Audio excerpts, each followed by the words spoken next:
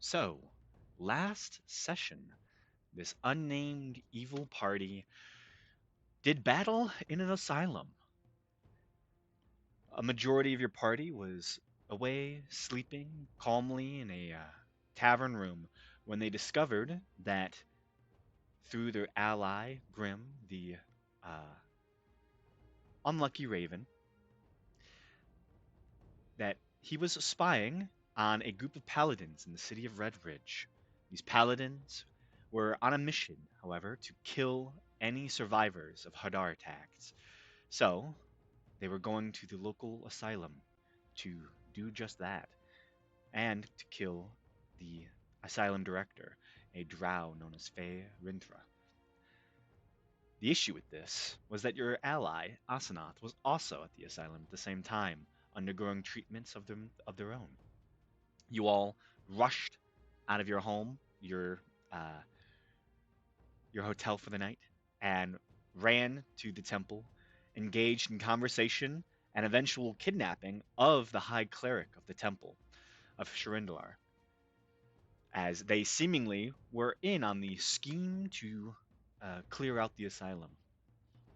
You were able to make it into the asylum section of the temple, close off doors, and stop access into that part, and eventually did battle with the paladins who had been trapped by you for you to take on. The battle was difficult, but in the end, you were victorious. You were able to sneak away one of the items from one of these paladins, their leader of sorts, a single blade that seemed to glow with a otherworldly light, and were able to save both Feyrintra and Asenath. Then the high priest ordered the town guards to not arrest you and played this whole thing off as if you all had foreknowledge that he did not, and seemingly made you out to be heroes of this temple and of the city of Redridge. Now, with tensions rising between the local uh, clerics, town guards, and this rising threat of the paladins from the Empire of Glass, you have been told to stay for the next 4 days as they prepare for a small feast in your honor to discuss politics and reward of sorts for doing a great duty for these people. So, as we begin today's session, you all find yourselves exiting the temple itself. The sun has just begun to crest and rise in the early morning as the city of Red Ridge begins to bustle. The streets are still Okay. lined with guards just outside of the temple as they finish up cordoning off the entire area. You can see contingents of guards are rushing down the streets, um, perhaps to find wherever these paladins were staying to find more evidence against them. Um, you were also promised the ability to do an autopsy and help with that when it is being done for these paladins. And yeah, that's where we begin today's session. Do we know where the paladins were staying? You do not know. Does Grim? As you begin to think this, there is a singular "ha" as Grim lands on Asenath's shoulder. So, you're alive. At least for now, yeah. Well, good fortune to you then. Grim, do you know where the paladins were staying? Oh, absolutely. Right. Well then, I feel we need to diverge. I need to go perform this autopsy. If you wouldn't mind, I prefer for you and the others to go check the paladin's location for any hidden details before the guard arrive.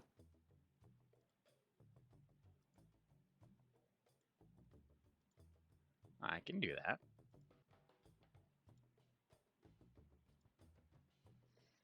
Wonderful. Can someone go with Grim? We might need hands. No offense.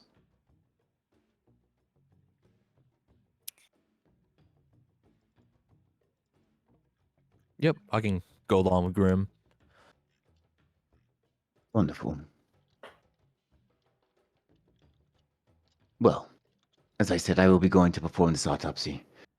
I'm hoping that maybe they still have notes on them that the gods have not been able to find.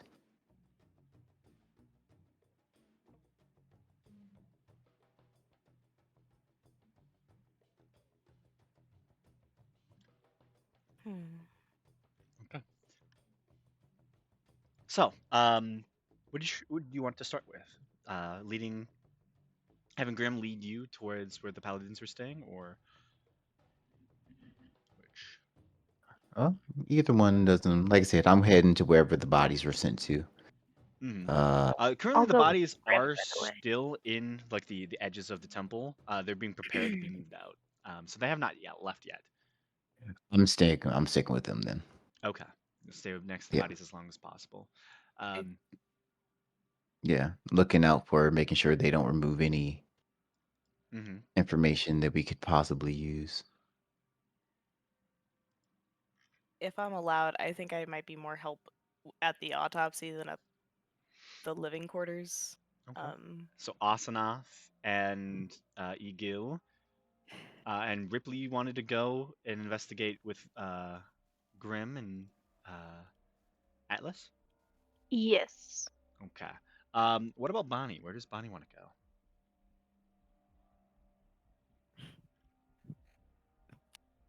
Bonnie chooses a secret third option. You choose capitalism. Yeah.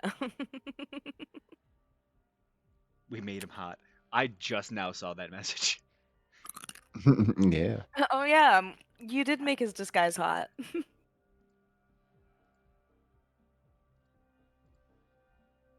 I guess probably because you just made him look like an alive version of himself. Hmm. Right. And Atlas is hot.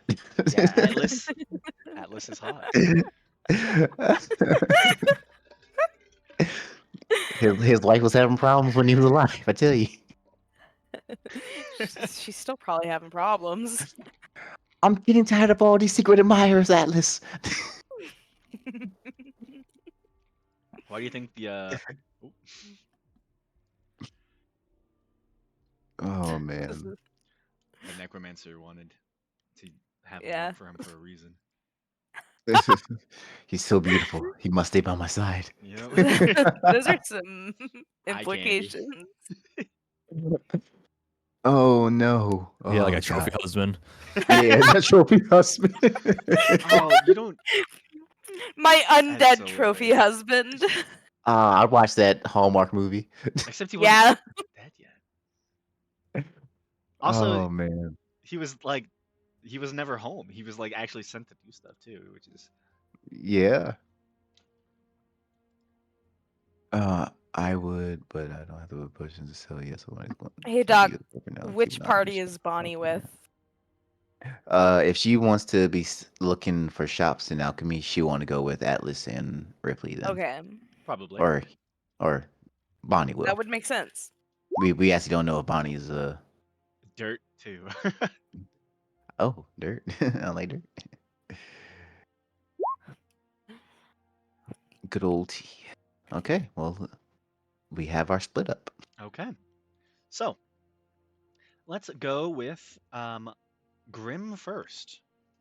So Atlas, Bonnie, and Ripley, the three of you, um, join Grim as he sticks on your shoulder and will just whisper guiding words, probably into Ripley's ear, um, as he'll lead you through town to get to a place he calls the Rusty River Inn. Um, it seems that the paladins, as you begin making your way through town, were dwelling in kind of a more slummy area.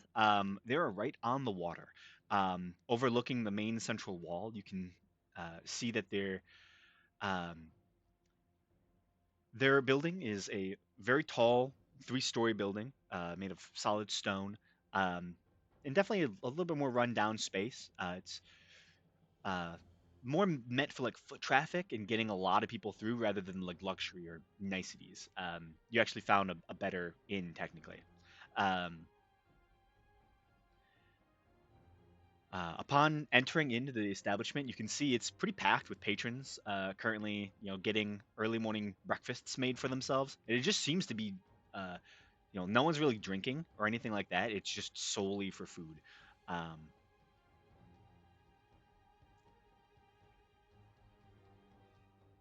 but he tells you that their room specifically is on the third floor in the back of the establishment, overlooking the river.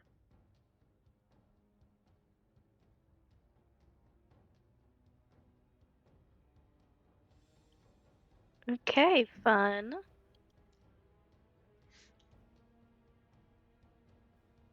Yeah. So how do you wish to get access to the rooms? Hmm. Well, are any of us good at talking to people?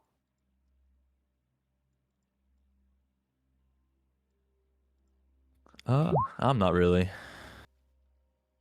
Yeah, me either. We might want to have Bonnie do the conversing here.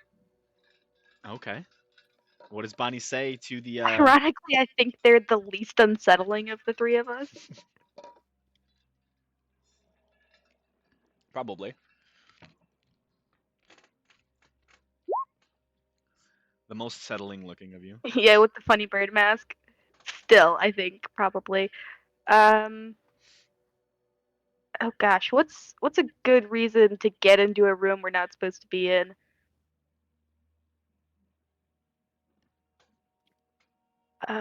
Maybe Bonnie, you could say you're working with them or something. Or that, yeah. But we don't know which room they were in, do we? We just know that they were on the third floor Third floor in the back is in what the back. Grim said. Grim doesn't go into the establishment. He kind of does fly off a little bit before you enter it. Okay. We could just ask for a third floor room then and then break in.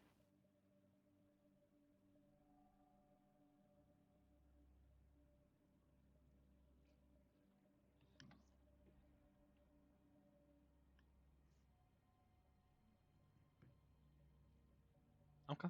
Yeah, if you go and ask the uh, current, bar person who's, serving a lot of these meals and taking money orders, um, he'll kind of look at all of you over.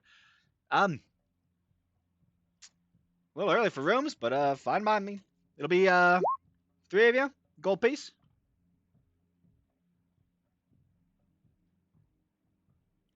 I'll hand over a gold piece. Thanks for doing business. Here's your key. Enjoy the mighty view. And he'll go back to serving. He does not seem very bothered by all of you. Incredible. All right, let's scurry upstairs. Mm-hmm. You scurry up the steps, bounding up to the third floor.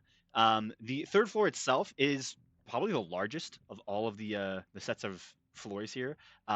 The rooms span the entire width of the third floor. There's no bathrooms or anything else. It is just all bedrooms. Um, and you can see the room that you're set into is one of the corner rooms on that far wall, just as you get bound to the top of the steps. So it's directly in front of you, and you can assume that the three other rooms directly in front of you on that wall are probably the ones you're looking for.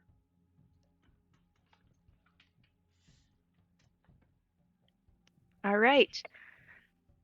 Do any of us know how to pick locks?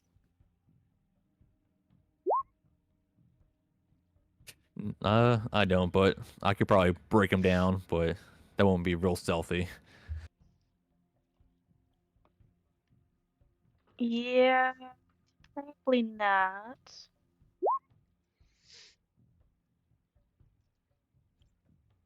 We need a lookout. Alright. Just get me a Sure, lookout. I'll handle the locks. I'll be a lookout. Okay. Do you where are you looking out from?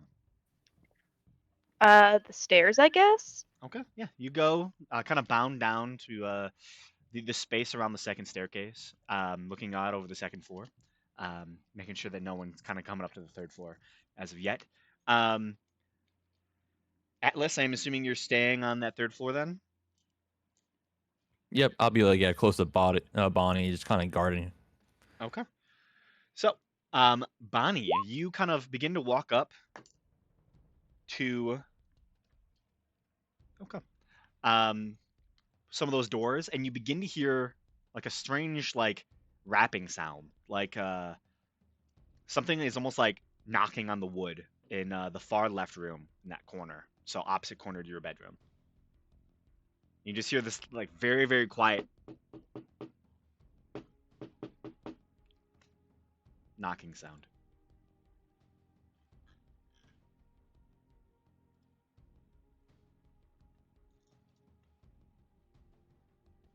Um, I'm yeah.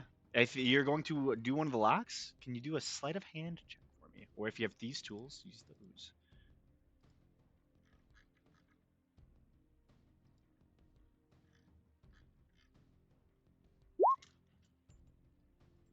If you're going to try and pick a lock, or are you casting a spell? How are you getting in? Tools. Thieves' tools? Okay. Which door do you want to try?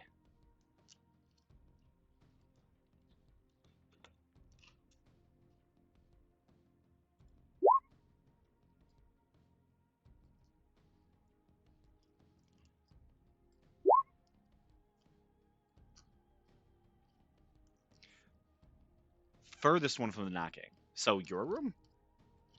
So, to give you a better picture, there's four doors on that back wall that, on the one corner on the right side, directly in front of the staircase, is your room.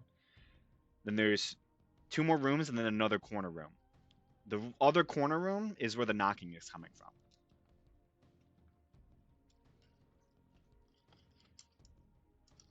So, the room on the left is the one that has knocking coming from it. Seemingly. It's a very faint sound. It's strange.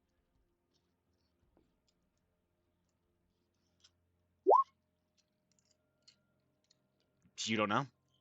He just said, Grim just said it was the one on the back wall. He didn't explain which room it was. Yeah, the knocking could be Grim, like knocking on the window, perhaps.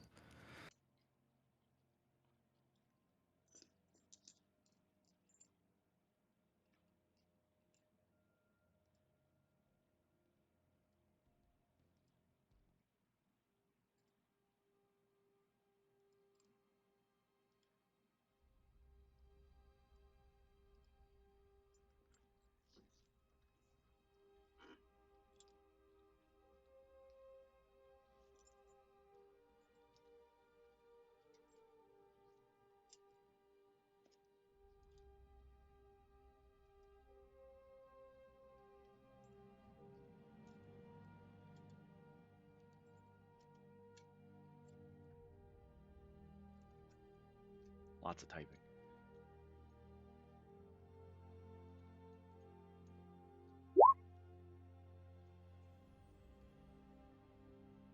You okay, you knock on the one that has the knocking from it. And a very, very faint sound can be heard. Just go, "Ah! Ah!" Very, very faint.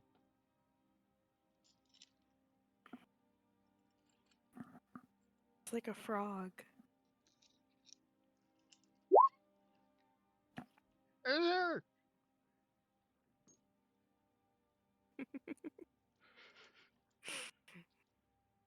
You hear the knocking again.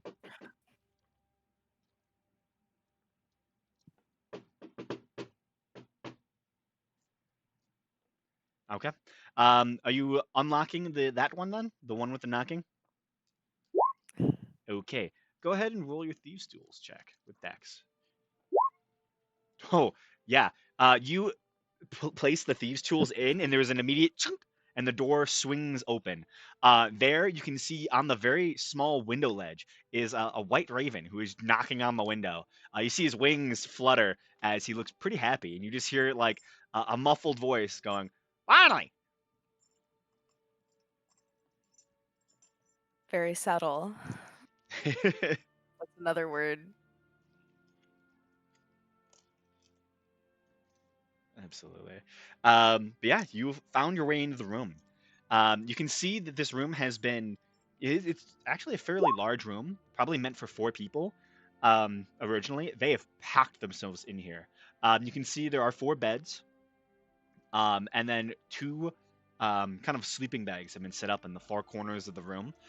There is, a bunch of adventuring packs just spread around the space. Um, you can see small grindstones. It seems like there is like a small war camp in this room. Um, Spare weapons, the spare uh, arrows and all sorts of weird random items.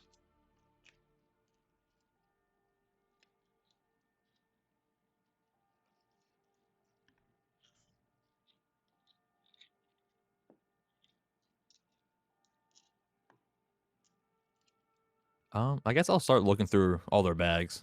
Okay, go ahead and make an investigation check if you do. I can go for Bonnie as well, because Bonnie is probably in the room. Um, Grim. I love that I came along because I have really good investigation, and then I removed myself from the area of the investigating. Absolutely. Huge brain maneuvers. Grim does kind of like yell at you from the window, Atlas. What do you want me to do?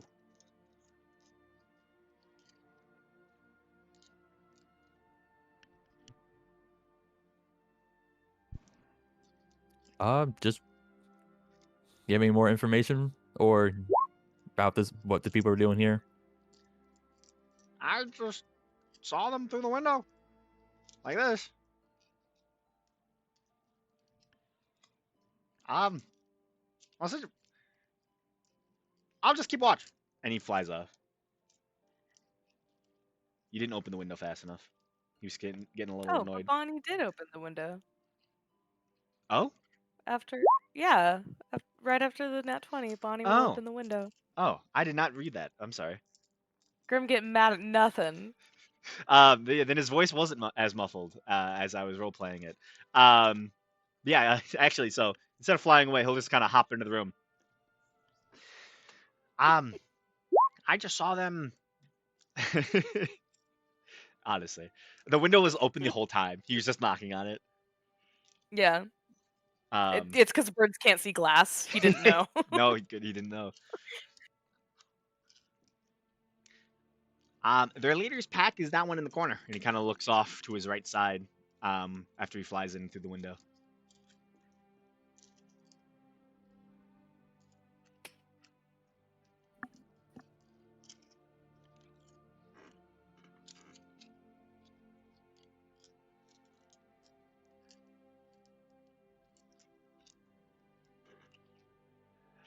Yeah, I Um, guess I assume a 10 didn't find much, right?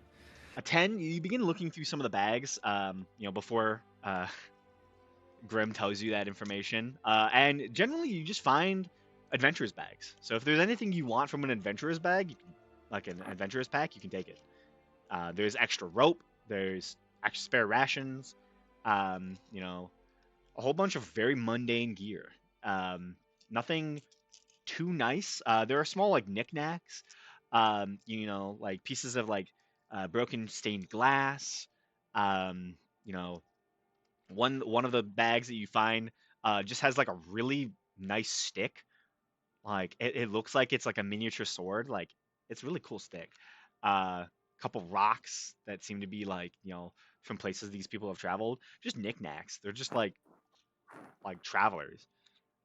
Um, Eventually, you get to the leaders and begin going through that. And with a 10, you don't really find anything of note. It seems Like he might have had everything on him, but it's hard to tell. It's a very quick search. As the search is going on, Ripley, go ahead and give me a perception check. Hell yeah. Oh, I should not have a +4, I don't think. No, I Grim's. mean, yeah, Grim is there. You would Yeah. have had Oh, it. sick. 18 then. 18. Yeah, as long as Grim is there, unless I say so, you're most likely blessed. Yeah. And he was traveling with you to the place. It's probably like the very tail end of his bless because it only lasts for a certain amount of time. Um, but as you're kind of standing on the bottom of the second stairs, you hear heavy footfalls down below. In accordance with the master of the Redwater Watch, we need access to one of your rooms. There were some paladins staying here. We need the key. Spare key, master key, whatever. Right now. Oh, yeah, I'll go get it for you. I run upstairs, Mm-hmm. and then into the room that I assume the door is probably a little bit open. Oh, yeah. You can also Uh, probably hear Grim just like kind of complaining. yeah. We gotta go. Right now. Oh, shit! And Grim flies to the windowsill. Is it the fuzz? I don't know what that means. The But there's pigs? people coming up here. The So guards? I guess grab, yeah, guards or something. I Oh, guess shit. grab what we can and then hide out in the room we just rented. Okay. Grim takes off. Same brain, hell yeah. Yeah. Yeah, I'll grab a few bags and then skedaddle. Okay. You grab a couple bags, head off to your room. I'm gonna say with the three of you, you're able to grab every bag from the chamber, leaving small knickknacks and smaller items that they had just chilling in their room still. You close the door and try to lock it. Maybe we should leave like a couple of the non-important bags just so that there's something here for them to look through. Like a couple of the ones that are just explorers packs. Yeah, there's only like one leader pack, so we could just take just at least that, because all the important information would probably be in that one. Yeah. You don't have a lot of time. Yeah, we're gonna just take the important bag and I'll grab like 2 of the other ones. Okay, sounds good. Yeah, you're able to grab the leader's pack, grab 2 other packs, and make your way off into the next room. Eventually, as you close your door, lock theirs, there is a fair enough bag of holding. Um, as you head off into your room, there is heavy footfalls. You hear keys shuffling, and eventually you hear a door slam open as what sounds to be at least more than 3 guards head off into that room. There's a very slight rapping on your window as Grim is out there as well. He doesn't say anything, just due to him, uh, not wanting to alert anyone. But yeah, he waits to be let in.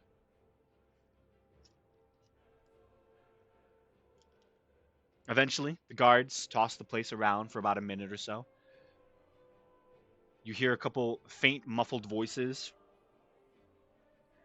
Got everything, sir. Okay, let's bring it back.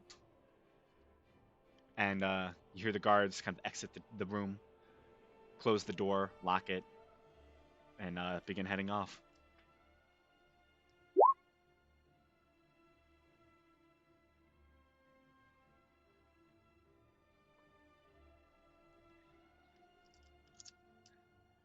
Sorry I scrambled. Not a big fan of guards. They don't have those in Reed Town, really.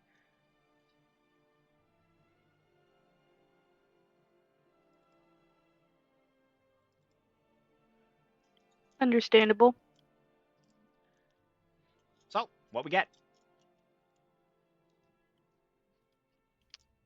Yes, let's look through that bag.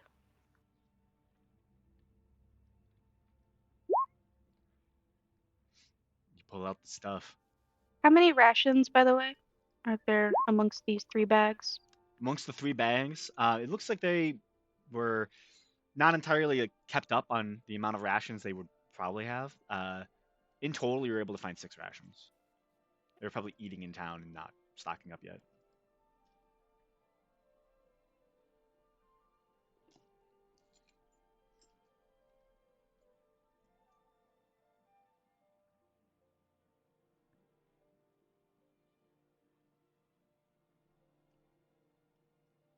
So, if you're wishing to look through some of these bags for other valuables or anything of note, go ahead and roll me an investigation check. Alrighty. Atlas, would you like to assist? Yep, I can assist. Fantastic. 25. Searching through deeper into the bags, you begin pulling out spare clothes and rain ponchos, and eventually you get to the good stuff. Um, in the 2 normal bags, you find an assortment of about 4 gold and 7 silver pieces. Um, in the leader's bag, you find an additional 10 gold, 20 silver pieces, 8 copper. Um, Additionally, um, there is a secret compartment in his bag in which you find sealed documents that have been uh, placed in a watertight or water resistant compartment in order to still be readable uh, out in the wilds. And they seem to be orders.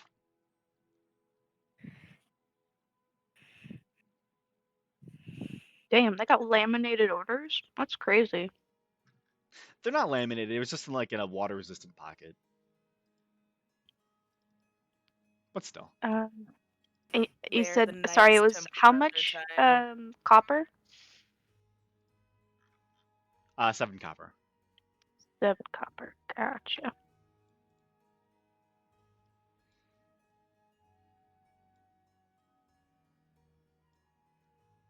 What do these orders say?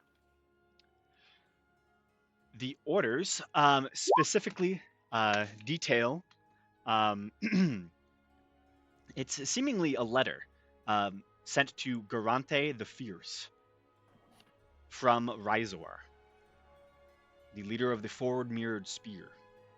Destroy the unbelievers and survivors in Red Ridge. Eliminate Haradar's influence wherever it is encountered. Do this, and when I return with my prize, you will be given spoils unfathomable.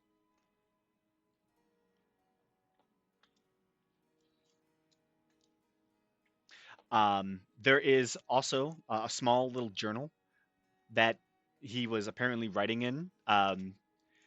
There's not a lot. He seemed to be really bad at taking notes. Um, he generally just was writing down small bits of things that happened. Crossed the river, uh, battled this thing, you know, saw this. It's very, very uninspired, boring notes. Um,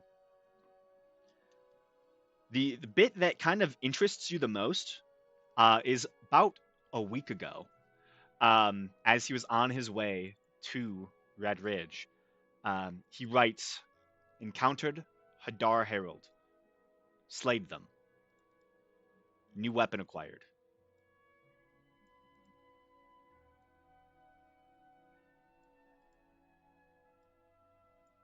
That's the only other bit of interesting things. Um, the very last few things that he writes about is how he hates Faye uh, for not allowing them to kill, seemingly innocent survivors, um, and planning to murder Faye. And that's it. That's the last thing he wrote.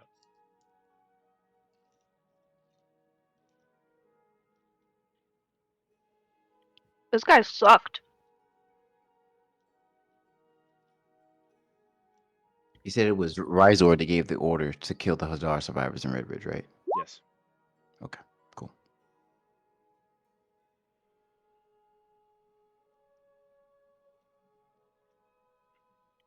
These paladins really have a hard on for Hadar people, huh? Hey, So obsessed. they love you guys. They would just wish we'd noticed them. Also, there's no way they slayed a herald. Not a Unless they chance. did. Like, Unless it was like a group of paladins against one herald. yeah. Because, I mean, like, if we've been able to kill them, I It's, can't. it's possible. It's possible, but it's so unlikely. There's What another old I'm new man. sure. weapon could they have gotten? Probably the one I have. Yeah. Did they have It's, any like special weapons on them? the No. one that did psychic damage, the sword I took. Oh, right. Okay. If I had to guess, that'd So most we'll likely be that one. probably have to identify that Yeah, it later. looked like a reddish dagger. Well, that tracks. Yeah. That tracks. But I don't know if it's from a herald. These guys don't seem like reliable narrators. Or Maybe maybe, they got their asses kicked by the herald, managed to grab this dagger, and then ran away. it could be the fact that I they think could they have might have met interpreted it someone as a herald. influenced. Yeah, I think they might have met someone influenced by To put it Hadar this and way, Yeah, to that's true. revere for Osmoth. for all we know, they might have considered the old man a herald. Yeah, could have Yeah. been like a level 2 warlock, and they're like a herald of Hadar. Yeah, Yeah, that's what I'm saying. we don't So know like, their naming criteria. Yeah. it's like, did you meet a herald of Hadar, or is it like that one episode of SpongeBob where Sandy thinks that she beat the worm and it's just its tongue? Right, So exactly. true. All right. Well, this is some information. It's indeed some information. Yeah. I guess we go back to the others now. Yeah, we probably should Absolutely. wait like, at least a good like 10, 20 minutes so the guards are actually gone before going. Yeah, for sure. Yeah. So you all spend some time in your newly acquired room. Uh, you made a profit off of it technically. Um, you know, preoccupied with the sight of Grim going through one of the bags and immediately gunning for lamp oil, as is the first thing he wants. Is he gonna drink it? Now he's gonna use it. That's more Why concerning. would he drink it? Um, so Using as it is worse. I disagree. so uh, as you all attempt to calm down Grim and make sure that he doesn't use the lamp oil to burn down some poor house, we cut back to the other section of our party, where we have Asanath and Egil standing outside of the temple. There's a Indeed, lot of indeed. commotion that still occurs as the early morning still begins to rise. Um, you see people attempting to enter the temple for morning prayer, but many of them are stopped as there's a lot happening. Um, eventually, you see an individual beginning to approach from the further off sections of the city. You can see he wears this beautiful kind of red rustish colored studded leather armor as he makes his way with a small contingent of about 4 guards. You can see he has a beautiful half cape draping over his right shoulder, and on his left hip, you can see a beautiful blade that is embroidered with sharp spikes of iron on the bottom of the hilt. But it is a very well made blade, it seems like. This is a human man, standing probably about 5'9" ish, a little on the short side. But he stands with like a internal pride in and of himself. He doesn't really like. He nods towards you as he approaches, seeing how his guards have not kicked you out of the establishment yet, so he assumes that you have some part to play in this. But immediately he'll walk up into the temple itself and begins to speak with. There seems to be some of the guards. Yelmatum begins to approach, and he offers some words. You see a finger is pointed towards you as this individual kind of gathers a lot of his soldiers and guards around him. Okay, first order of business. We're going to get these bodies out of here. They cannot stay in the temple any longer. I want as few people to see them as possible. We're taking back alleyways and side routes until we get to the Master of the Grave. Okay, understood? You see a lot of the guards nod their heads. Okay. He kind of begins to walk over towards you. Egil, Correct. you're accompanying us to the Master of the Grave. Is that understood? Understood. Okay. As I have my assistant Asanoth as well, if that will not be a problem. That's fine by me. Just make sure you keep up. I'm trying to have as few people see these bodies as possible. Any evidence needs to be cleared as soon as possible. Take it back towards the watch. I'm gonna go personally look at the crime scene. Um, make sure that Trustra knows what she's up for. Okay? Let's get this done, people. You see the guards begin to mobilize and move as quickly as possible. Um, this captain of the guard kind of stays and talks as you all begin to move with the bodies.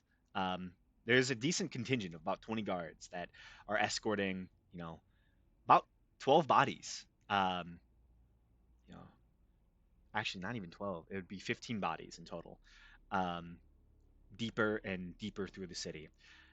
Um, They take side roads and they move very fast. And eventually, you get towards the kind of center of town, near that large opening into the ridge itself. And you can see a singular tower that is adorned with the symbols of the city.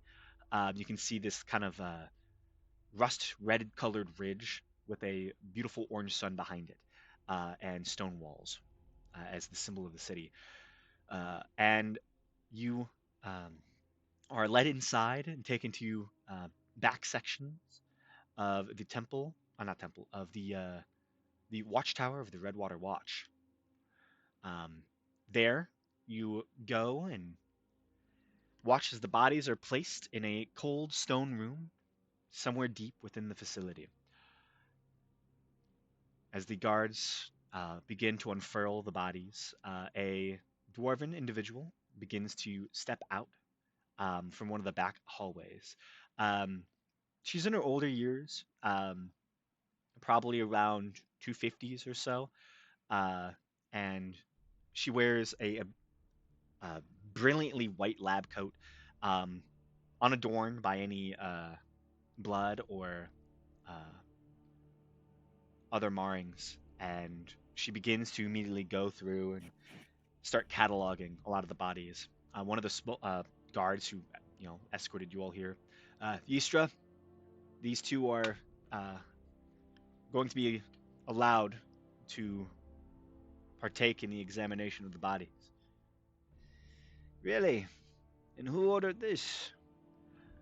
Yelmatum of Sharendalar. Some of these are his clerics, his guards. Hmm. Well, that'll be fine by me. This your assistant?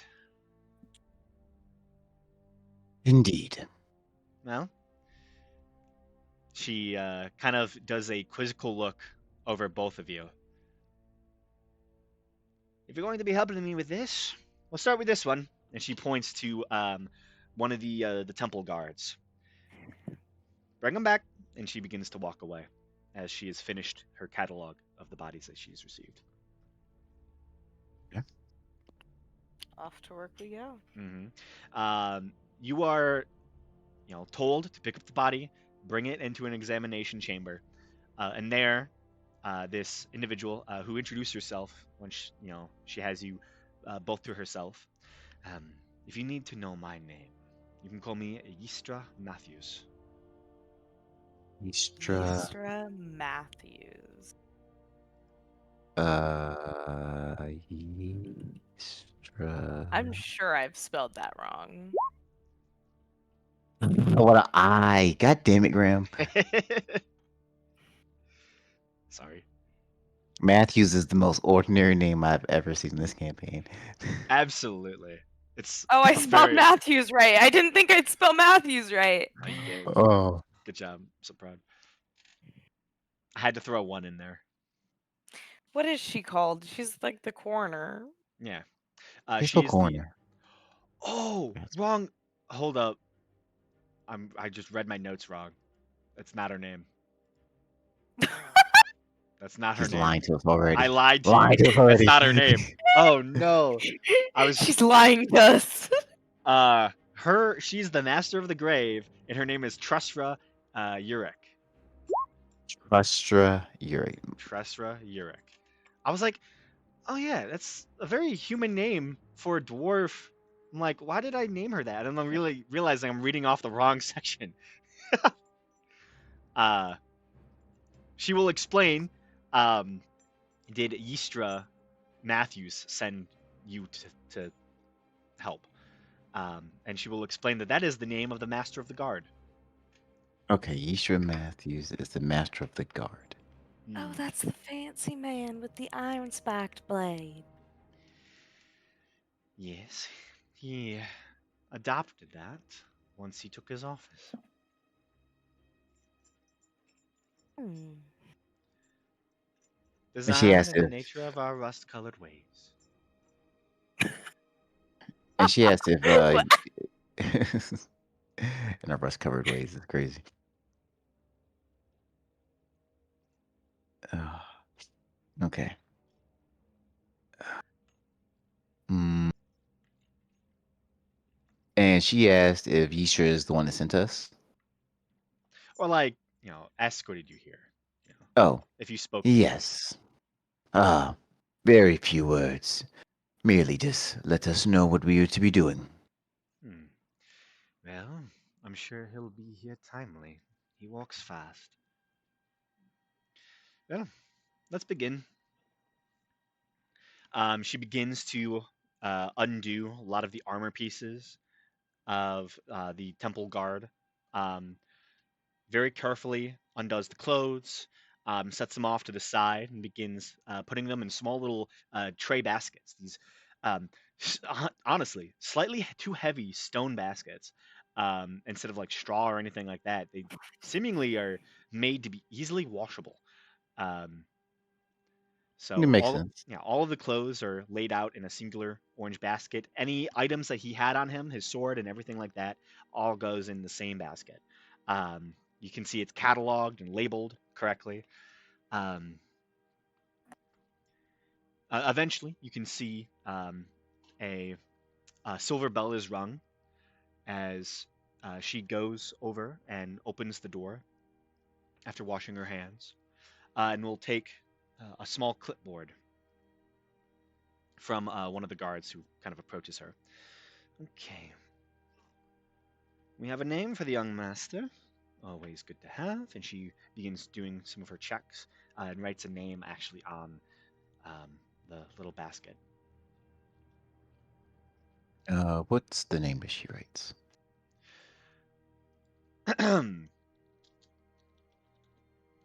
This human name John Smith. is Bamar.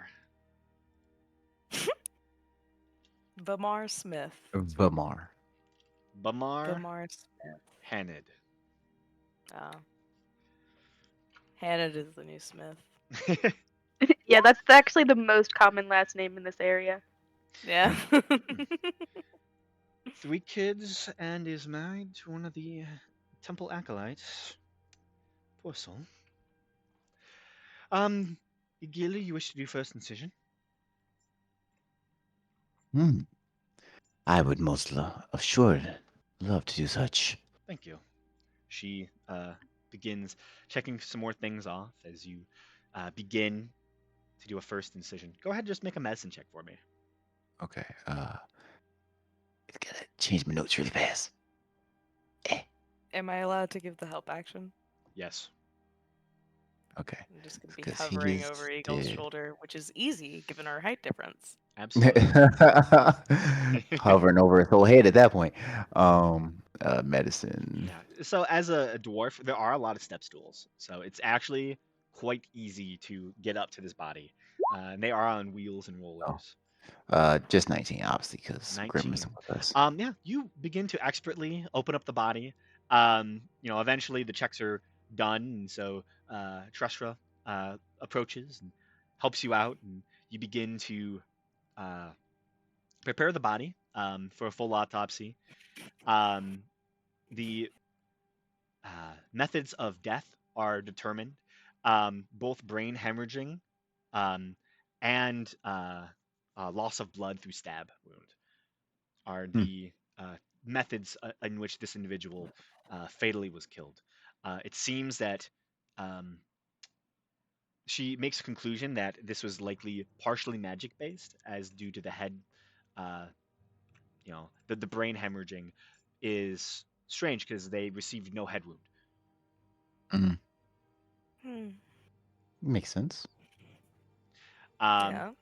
yep. Eventually, all of the organs are taken out of the body. It is sealed up as to not uh, further decompose, and it is readied for a burial in a sense. Mm, Um, I can offer to cast Gentle Repose if they're willing to give me 10 minutes. no worry, they cast it themselves. Yeah. Okay, cool. Cool. So nothing stands out in the body. It's just regular autopsy. Hmm. Okay, Actually, cool. for the temple guards, um, she actually returns the organs, uh, and then seals the body. Okay. Um, and she will explain that there is a potential for the church to pay for the resurrections of these individuals, Oh, interesting. seeing how Wait. they Wait, died in the so line of duty. It might be overkill. okay. Okay, so these are just the temple guards. These aren't the paladins. Yeah, these are not the paladins. These are just the temple guards. Okay. Yes. Okay. All right. She Good, moves good, on to good, the good. next temple guard and the next, doing the same thing, as there was only three of them. And they all received similar wounds. The brain hemorrhaging on the other two is less, um, but she still attributes it to magical nature of some sort. Um, and also their weapon damages are less as well. It seems like they were hit by different weapons. Both of them, uh, seemingly by a combination of arrows and spears that seem to have done similar types of brain hemorrhaging, just not as immediately powerful. Okay. She then will move on to the first of the paladins. Um, this one, she has you do the beginning incision as well after taking off all their arms and armors. Um, she writes notes, um, the entire time describing their weaponry, all of their belongings, the things that they just generally carried on them, um, and does denote, for the most part, it seems like she almost has an innate sense as she like picks up their weapons that they were brought in with as well. Non-magical, non-magical, non-magical. As you begin going through um, the hunters, these regular soldiers that accompanied uh, the the paladins, more knightly individuals. Yeah. Well, it seems these were the weapons used on the temple guards, at least the other two. It leads me to believe that they have innate ability to hemorrhage the mind.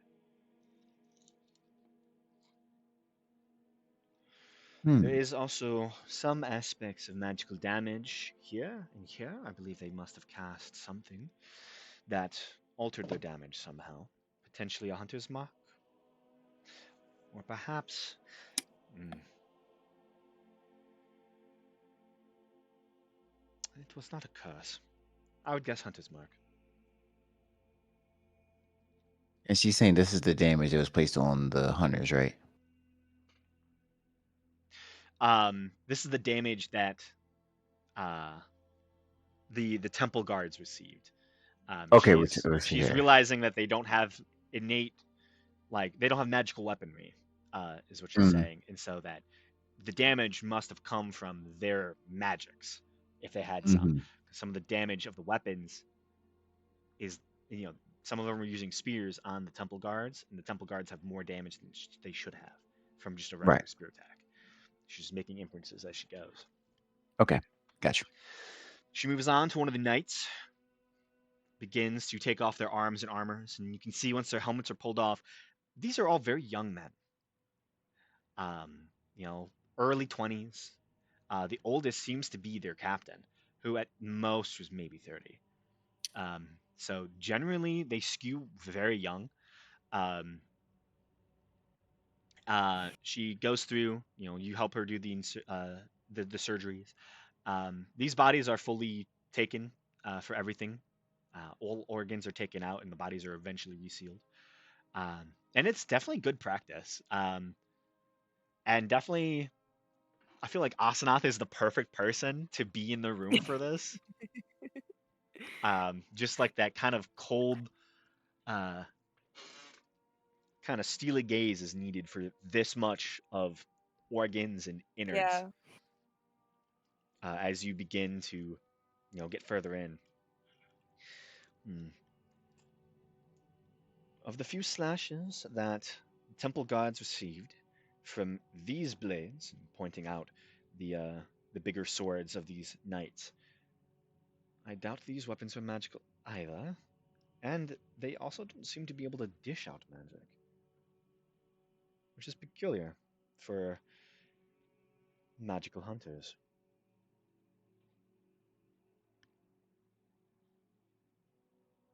You're saying that it's peculiar that the hunters weren't able to dish out magical damage? Yeah, these specific ones, these knights. Mm. So the two knights is what she looks at and determines this. Hmm. Uh, she's saying because they Well, didn't have magical items. So the fact that they were able to dish out magical damage is peculiar. For the ones with the spears and the bows, it seemed like those Oh. ones did somehow were able to do like hemorrhaging damage, so magical mind damage. Whereas the knights, seemingly none of their blades did any more special damage. Like the blades cut as normal as any normal blade could. Right? It seems like Mm. the knights themselves are not magical or don't have magic damage to them. It was only like the blanket basic hunters, which is just an observation that she made. Is it well, possible that these knights had magic that is able to augment their weaponry? The knights, I doubt it. The javelin damage um, that I've seen, the longsword damage, it's just a regular. They're just regular people, it seems. Regular knights. No magic Hmm, capabilities at all. They might have inter- something that can be different. I don't know. Um, it seems they just hit hard. hmm. they're just Sorry, my boys. my magic knowledge is quite limited. Oh, good. Just something to note. Do you Now on to the think? main attraction. Hmm? I was just gonna ask. Do you think it could be because they're from the Empire of Glass? Potentially. I would have thought that they would have the ability, seemingly, to cast something or be enriched. But it seems there's only those three. Points to the three hunters that are now covered in sheets.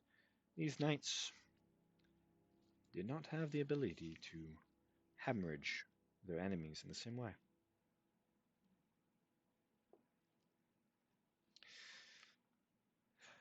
Were you all the ones that did these? And points to the damage that they received.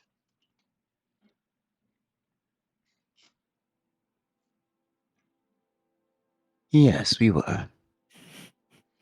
Hmm. Well, it seems you all were able to dish out the magic instead.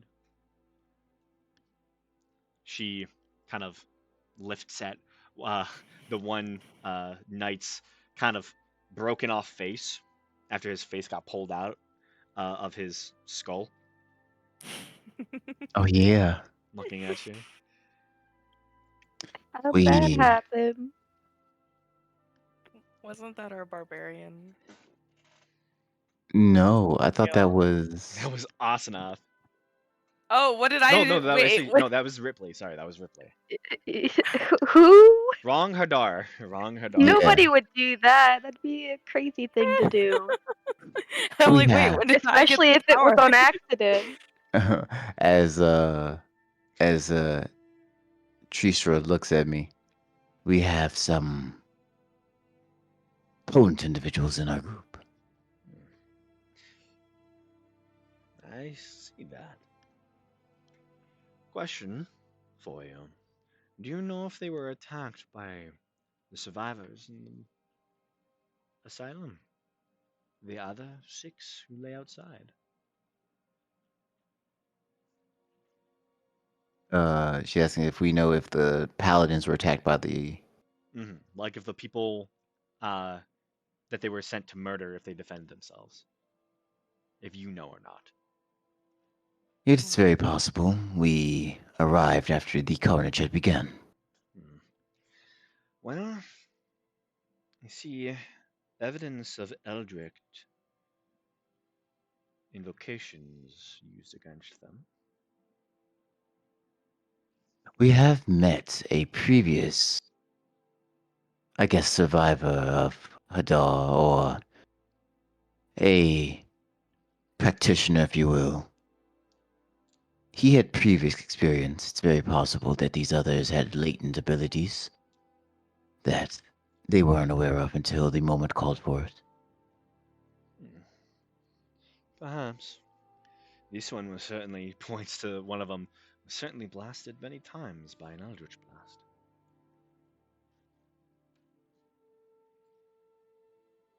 Who would cast Eldritch Blast? Nobody in our party, surely. None. Is that one of I'm our just a Certainly not little a cleric. kobold. I use knives. I'm a Well, cleric. I am divine. now for the And I'm main defined. attraction. She brings and sets on the table the leader of the knights. This one didn't come in with a weapon. Peculiar. I'll have to assume it was the major hemorrhaging one. Shen. She begins to strip off his chain shirt, puts a shield in the little bucket, begins to take off his vestments underneath the chain, and eventually has everything all into the bucket. Um, on his body and on his person, he didn't really have much. Um, she does uncork apparently what it seems to be two different. Well, it doesn't uncork, but unveils 2 potions that were hidden on his tool belt that he had not had the time to use apparently, and sets those down. Also, he had a small little uh, package essentially that seems to have contained items for magical casting, um, essentially like small tools and things that certain spells need. Well, clearly an arcane user, at least through the clerical lens. No weapon does bother me though. Okay, this one I want first incision on. Is that all right, Egil? I step aside and gesture my hand forward. All yours. Okay. She takes her knives and begins to expertly cut through the body, making inferences as she goes. And Egil is highly focused on this one. Mm-hmm. Just seeing as they had the last paladins had a void touched is what it was. Mm-hmm. Yeah. Go ahead and make an investigation check. As she does this, as you're like kind of looking over the body and helping her point things out. Okay. Or a medicine This. check, actually. Yeah, let's do that. Okay. Public. Assess Roll. things about 15. the body. 15, okay. She begins to go through. Cause of death was apparently a spear thrust.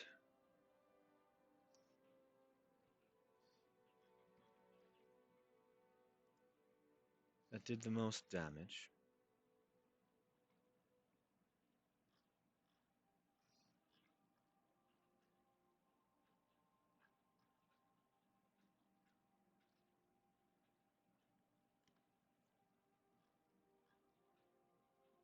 One sec.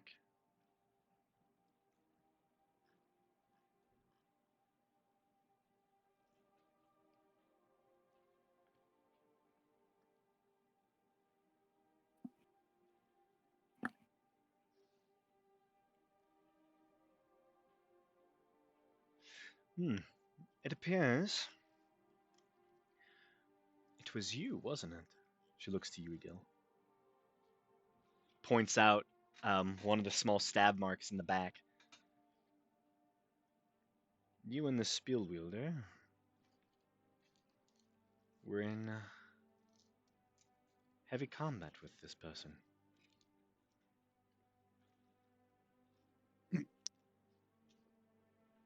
As you can see, medical knowledge is not my only field of expertise. Good to see.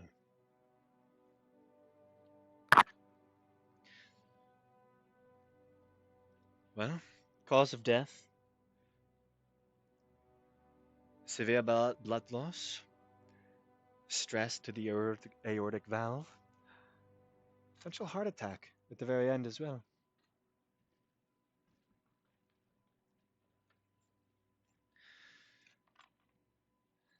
Evidence of eldritch damage again. Fresh-ish. She kind of uh, moves her knives along some bits of the back of this individual. Hi, cat. What's up? I saw a singular head like pop up out of nowhere, and I'm like, oh, he's here. He's here. He's here. He's here. What are you doing, Time. Romeo? He hates me. He hates me. He's never allowed in here, really. So like, whenever he comes up, he just like walks around like he's gonna get scared, like something's gonna pop up at him. He said this is uncharted territory. It absolutely is. Vast unknown. Truly, it's so vast. But eventually, she opens up the chest cavity fully, begins taking out a lot of the vital organs. And as she does that, um, you immediately begin to, check out the heart area and try and see if they have that small black bead. Um, and as she kind of begins to cut along, um, that section of the body, uh, she lifts the heart, and you can just barely notice a small black bead that she seems to have disregarded or not noticed yet. She kind of walks that heart off into a separate container where it can be sealed for further study. So it's still on the heart. Yeah. All right, and she didn't rupture it or anything. It's put to the side. Yes. Okay. All right. She just it's so small and like minor. Like it looks like a small blemish if you were to notice it. Like it really it's hard to see and tell. Like if you're not trained on what it is. No. Okay. Well, we're still here with her. I am not going to say anything yet. Okay.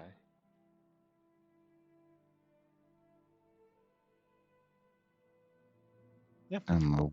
She wraps up that autopsy after the body is done. Um, covers it all up, seals it all up, and sets him off aside. I hope the guards bring me some of the evidence. I would like to see whatever blade that this individual must have wielded, as it seemed to have done a lot more damage on these individuals than others. And she takes on the next set of bodies, which is all of the Hadar spawn, or Okay. the Hadar touched, essentially. Um, Okay. And this is what I'm interested in. mhm. um, why are you on my bed, bud? What you doing? Specifically, I want to know what was going on inside of Mikhail's head. Mm-hmm. Because he's the only named NPC I know. Absolutely. So he's got to be special. Yeah.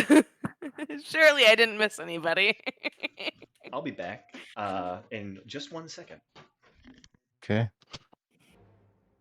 Oh man, I want to get that bead. I want that bead. Give me the bead. Yeah. Yeah. Astronauts will help you get it if you ask. I know. It's just like we are in here with them right now, so I'm like, and I don't know how to gesture that I saw it. Because having the memory loss effect could be very useful. Yeah. Absolutely. Sorry, I had to go wash my hand because I decided I would pet my cat, and then I realized I'm allergic to him.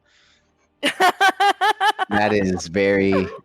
Hey, hey, that's love, man. Yep, absolutely. Yeah. Yeah. So she begins to take on the next body. This is uh, the individual you had spoke to prior. He seems to be the first one that is being put on the table, put on the slab. Okay. She pulls out her notes. His name. It was Mikhail, right? Yeah. How far away is the Black Pearl from where we are? From where you are, it's currently on a shelf right in front of the stone slab that is, well, not the stone slab, where the body of the leader is.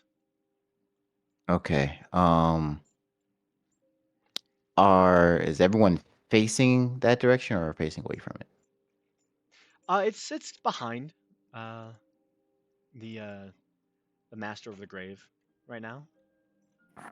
Just kind of put Okay. the body behind her as she continues on. Okay. Cool. Um. Uh. I'm going to kind of tap on Asanov's leg,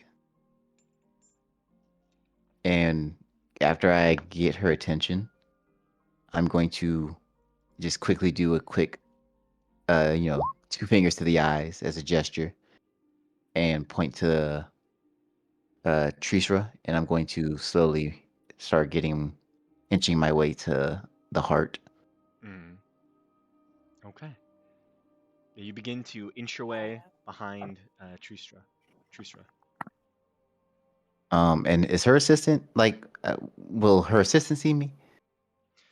Her assistant is not in the room. Her Oh, assistant has kind of been like coming and going as needed, with like different information, documents and stuff. Thus, her like she's been giving like updated names. So I would say you two as well know the name of Garente, and the other individuals as they're getting like up like day by day, like time by time, like reports of like the names. So they're getting like information on these paladins, who they were. They're actively interviewing people and like figuring out, okay, who are these people? Who do we have in this room that is dead? So we can name them and not all have them be Johann Smatha, yeah, yeah. you know, Okay, the John Smith of the fantasy world. All right. All right, cool. So with that being the case, when she begins to make her incision, Hmm. then I will try to get the pearl from Yeah. the heart. Go ahead and go make a stealth check for me. While he's doing that, can I get closer to her and try to engage her in some kind of conversation about the autopsy that's happening? Sure. What do you want Since to I'm ask? like, uh, what's a good distraction? Well, I you could already just know that you already know that you want to ask about you're searching for some yeah, Hadar stuff. So ask like what yeah. type of so I would say ask for what type of I'm gonna differences you ask. yeah. Yeah, yeah. I have an idea. I have an Okay. idea. Oh, there we go. Nice. What? I am interested in what killed him exactly. I'm curious whether these people influenced by Hadar have physical differences.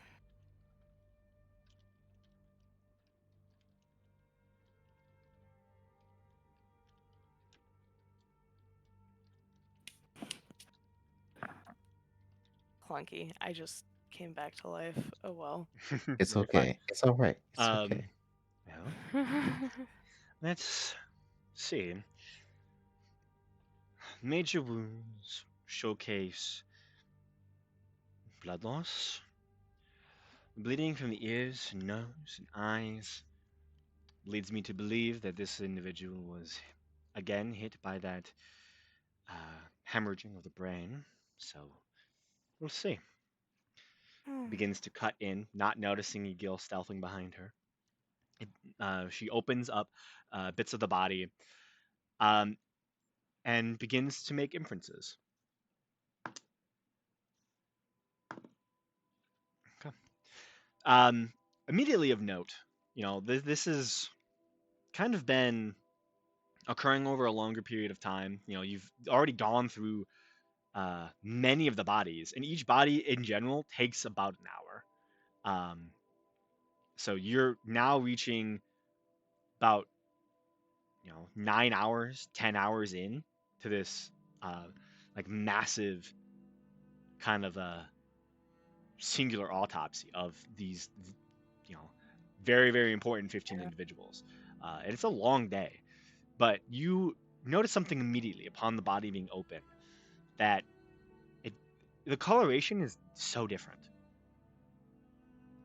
and which she seems to note as well. Huh. Organ discoloration of the heart, liver, kidneys. Most internal organs are colored. She goes and moves around the body slightly and goes to the head, begins making an incision there. Egil, make a sleight of hand check. Okay, all right, all right. Okay. Yes. 22. You reach and open this glass jar with proficiency and begin to fondle with the heart. You're attempting to get the item out. I'm trying to get it out. Okay. I'm going to say with a 22 sleight of hand, as you open the jar and pull out the heart slightly, you are able to snap the bead out of the heart's grasp, put the heart back, close it all up, and stick the bead somewhere within your lab coat. Your hands are, a little slimy, but I wiped them on the coat because the yep, coat that is is the filthy already. oh well, no, but it's clean because Yeah, it's it auto the cleans. Yeah, yeah clothing amending. So yep. Yeah, you wipe it for but a moment. It is filthy, and soon returns back to that beautiful white. And you slowly make your way back towards the table. Try not to get noticed for your approach, which this individual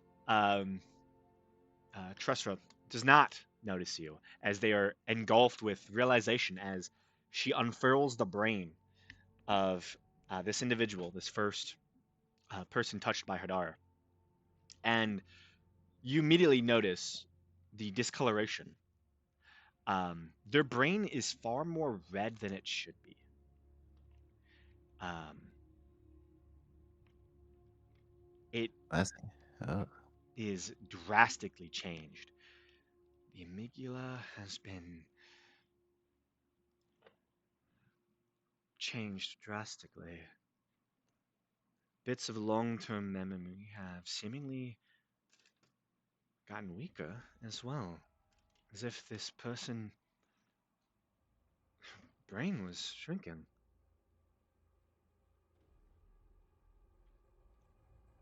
hmm. They had physical differences after their small contact with Hadar. They're changing. So the madness was not purely psychological. No, It was anatomical as well. seemingly. I want to touch the brain. uh, okay, you reach out for the brain. Yeah. Uh, you are able to grasp your whole palm, like caressing the side of a cheek Yes. of another person, of a I brain. imagine the girl's probably like, "What the fuck is she doing?"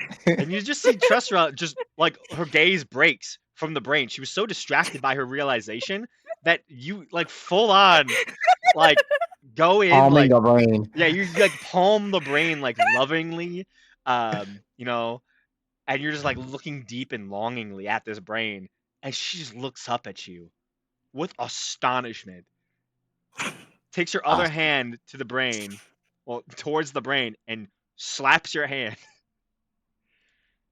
She. I'll let go. Did you notice something else enough? And kind of looks at her. I just pity him because I talked to him before he died.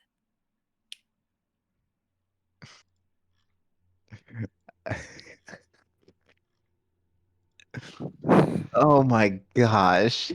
Well, the only other time I've ever heard of reference for brains was from an illithid. But I will not judge any further. Please refrain from touching the organs, if you would. Of course. Oh man, that was good. That is so like a perfect scene.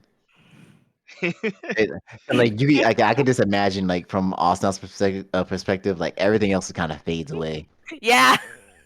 and she just kind of goes for it. Oh, that's And perfect. Now I that's love that she crazy. got away with it. Yeah. I have to Oh remember man. this now. 123 is where I need to go back because I actually I missed that quote and I need to go back and get that quote again. Oh jeez, that is perfect.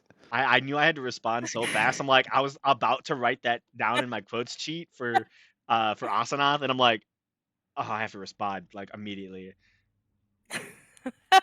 That is that's a great line. Oh man. Well, Igil, she turns towards you as you've kind of made your way back towards the table at this point. Help me pack him up.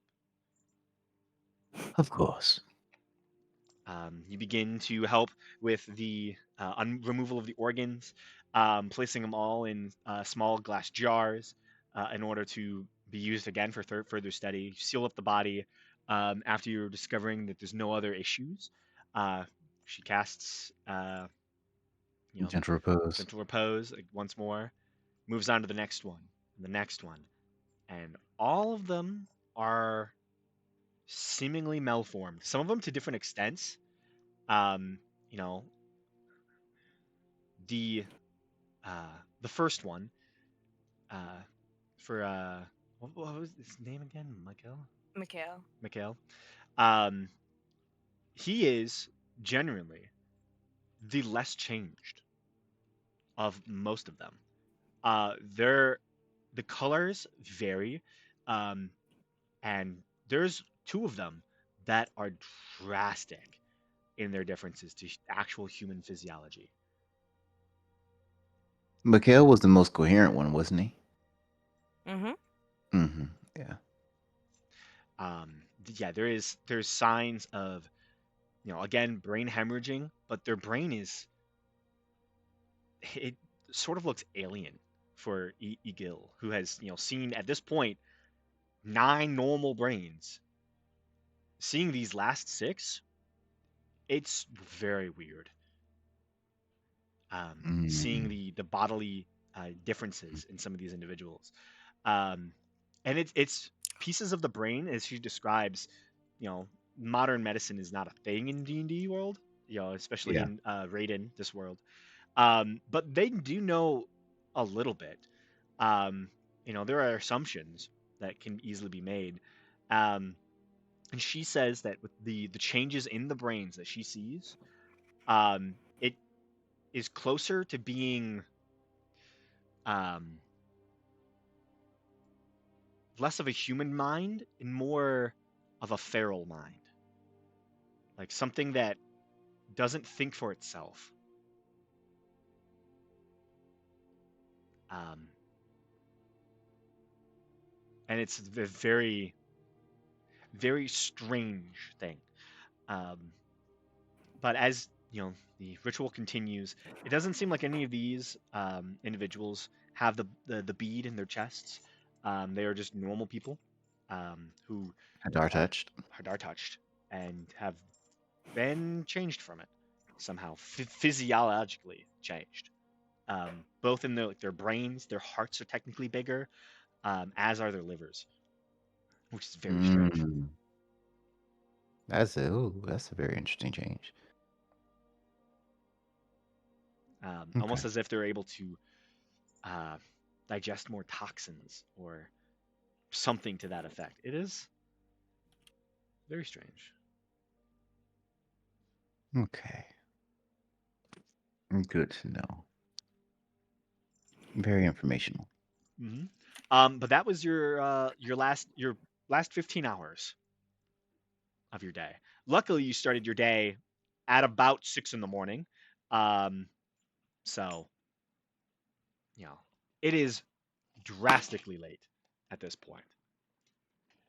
And also knows needs a little nappy nap And a bath. and a bath.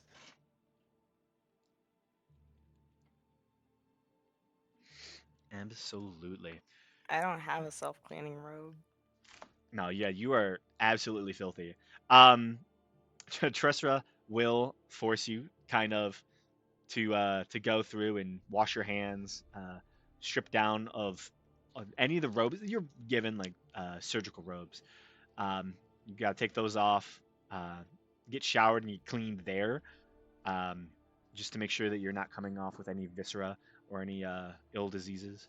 Um, they do seem to practice uh, hygiene in this Well, you I know, will. I will shower it'll gratefully. be aligned with how Eco cleans himself. I'm sure. Absolutely. So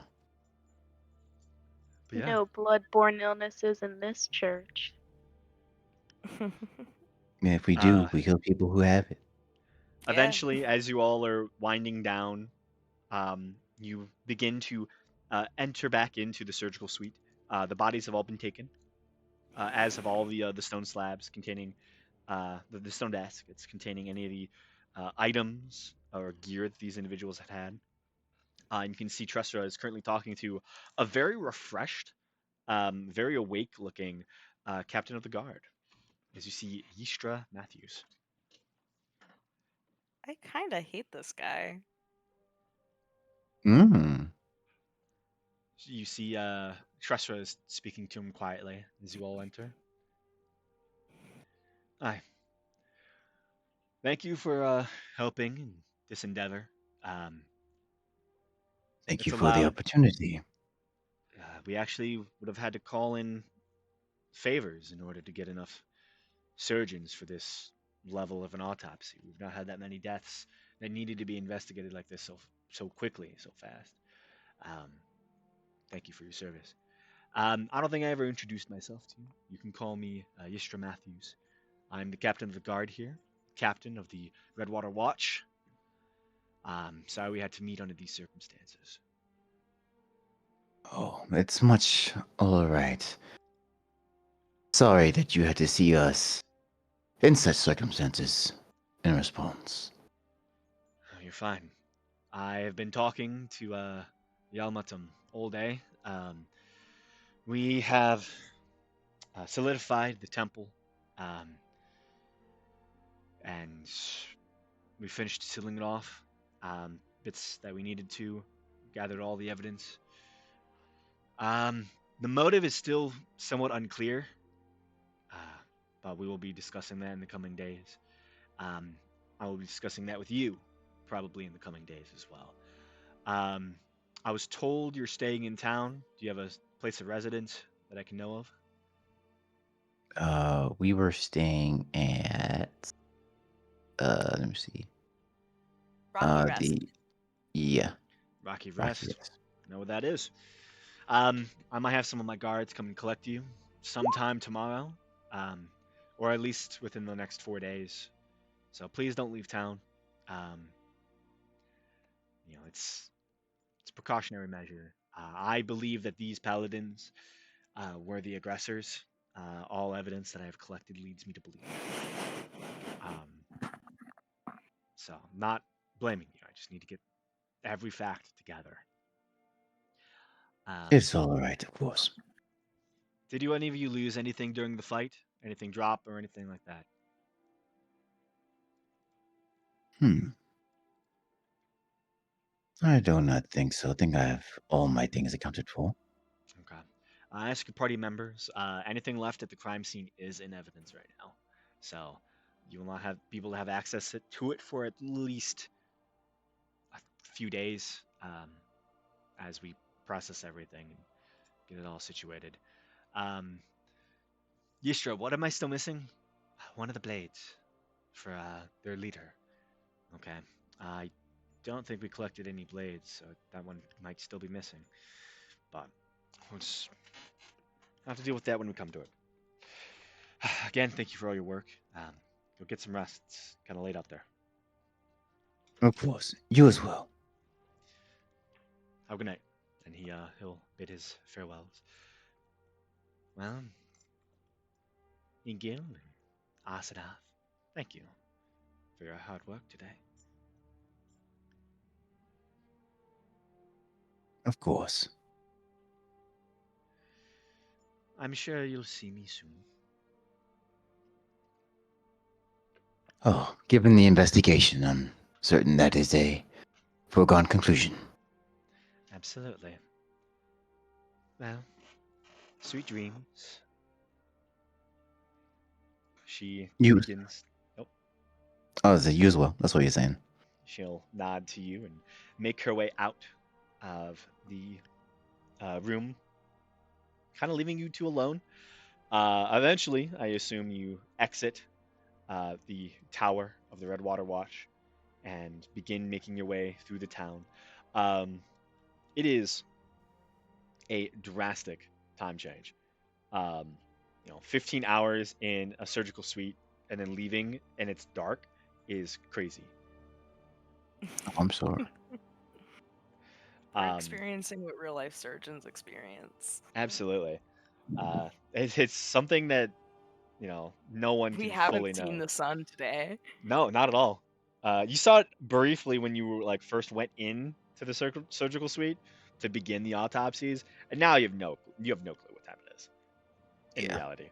Um, but eventually, you pass through the city streets, past drunkards who are uh, currently working away on their drinks or their vomiting in the streets as you make your way back towards your destination, which is the Red Ridge. the Rocky Oh, Rest. Sorry. yeah, the Rocky Rest. Yeah, it was the alliteration RR. That's all I was I saying. love alliteration. If you have not been able to tell through this entire campaign. um, as we're walking, Hmm. Gil first will say, "Well, we certainly need to get you some rest. You've had quite an ordeal today." Yes, I am quite tired. What was the sensation you felt upon touching the brain? Oh,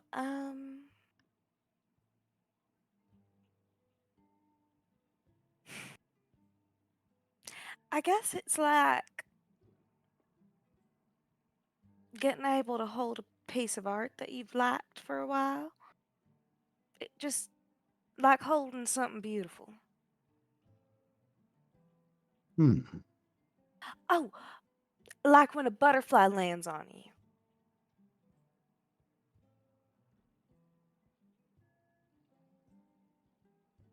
I think we would describe the sensation differently, but I think I acknowledge the analogy.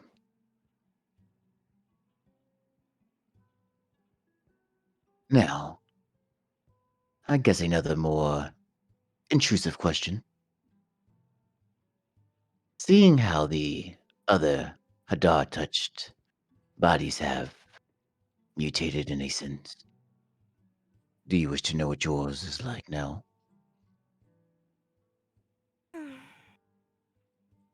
Well, I am curious, but I don't think there's any safe way to go about finding out. Gil probably would have like a little evil smirk go across his face. To do some open heart surgery. Oh, you do know that there are certain surgeries that require the intrusion up to the body. I would be more than willing to check for you if you wish. All right, but only if you promise not to take anything out. Oh no, Asanoth. We are traveling companions. I gain nothing from taking away from you. All my surgical means are purely for information gathering. Such a wild scenario. Yeah, I'll let you perform open surgery on me. Just don't take anything out of me. I have nothing I want to It's take. like I would never. I would never do anything like that. I love you just the way you are. I just want to see how far this goes. Exactly. Everyone in this party is a different type of freak. I love that. Gotta love the different freakiness. Yeah. Bonnie's the most evil, though. Corporate Yeah, capitalist. capitalist. uh, now, of course, there's no rush. I just figured to give you the option.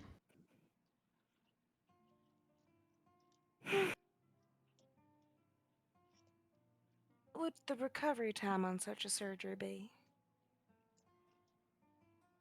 Hmm. Seeing as we have the ability to heal with magic, the normal recovery time would probably be around 3 weeks to a month. And that's a quick recovery. You're quite physically capable, and we do have means of healing through magic. So, I would surmise no longer than 2 weeks. Like I said, now probably is not the best time. We have No, many but things on our it's good to plate. keep in mind. Of course. I'm sorry. I can't take it seriously. Hey, look, I feel you. I would love to let you get into my body. I know. Yeah, let's. I'm just trying to It's plan it a such little an better. insane conversation to have in the street. Yeah, Hey, on the look. walk, like you're walking past drunk people who are like just like drunk dwarves are partying it up. You're literally just talking about having surgery on Yeah. on a They're friend. Like you're definitely gonna wake up tomorrow and think they hallucinated you. absolutely. Good. Hey, look. Hey, the word we will Especially be because the. I look like a ghost. Oh yeah, with the scars and everything. Yeah. I'm like a dead elf walking. And then you just got this sick looking little fucking kobold talking about I'm Yeah. studying. Yeah, it doesn't look good. I know, but that's all Lee Gill would have said during the walk because he's curious too. I do love that in the last campaign, all of our characters like looked relatively normal, and in this campaign, none of us look normal Like at all. at No, why would all. we? We're We're evil. all weird looking in some way, and that's incredible. We must be. You got to. If you're Okay, not but weird, you're just wrong. you're just wrong. So true, actually. We just shouldn't exist. This shouldn't exist. Honestly, And the maybe the world will paladins see. are onto something. There may be, but maybe it might be too late for them to find out. Yeah. Well, at least for these ones, or the last two sets that we came across. When you're wrong, when you're so wrong, you're right. Yeah, we are the extremes which they wish to avoid. If we kill all of our enemies, there'll be no one to tell us we're wrong. Exactly.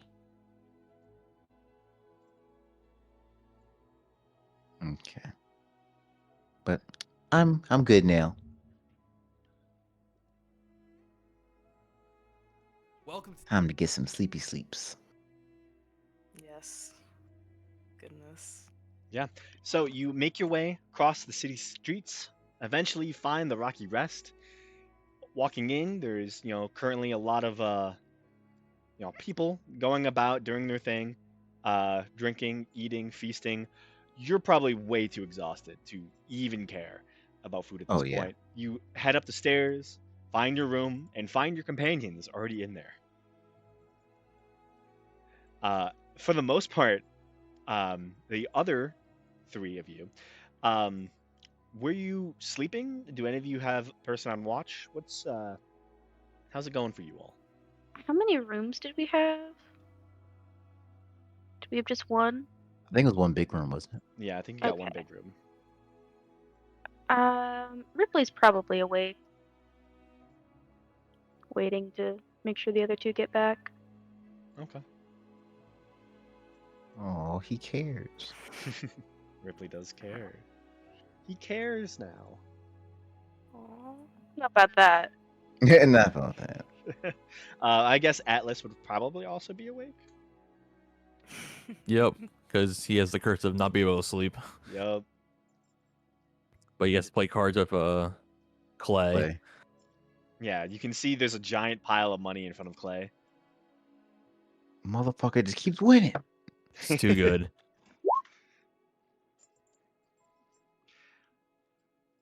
Yeah, as you all come back in, you greet your fellow party members. They look exhausted, and yeah, I'm surprised you're all still awake.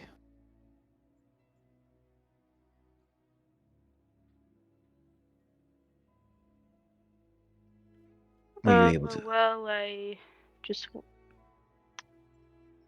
splitting up hasn't been working out great for us, so wanted to make sure you didn't, I don't know, die. Valid, of course. Given all our previous scenarios. Speaking of, I do want to say thank you for not leaving me to die. Oh, yeah, no problem. We are all, as they say, in this together. We are weaker as a unit without everyone involved.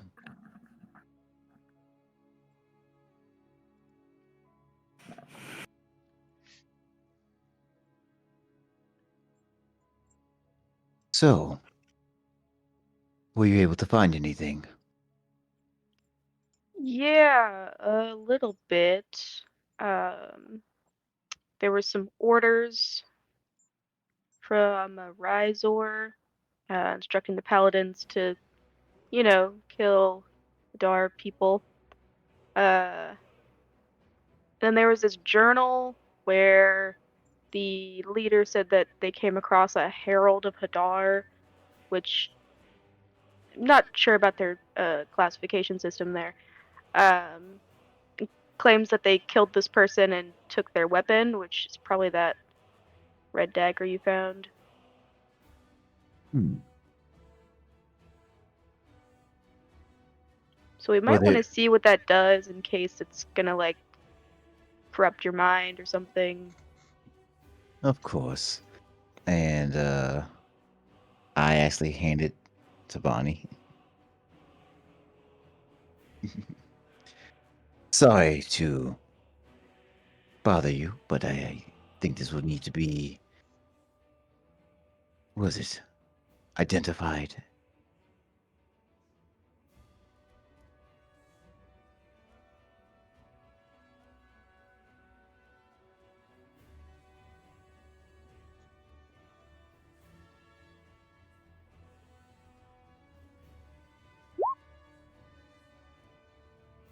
Um, and then while Bonnie's doing that, did those notes contain any information about the High Cleric or his involvement? Nope. Yeah, we do have the journal and the order. Hmm. Well then, that is a unfortunate event. I was hoping to have information on him.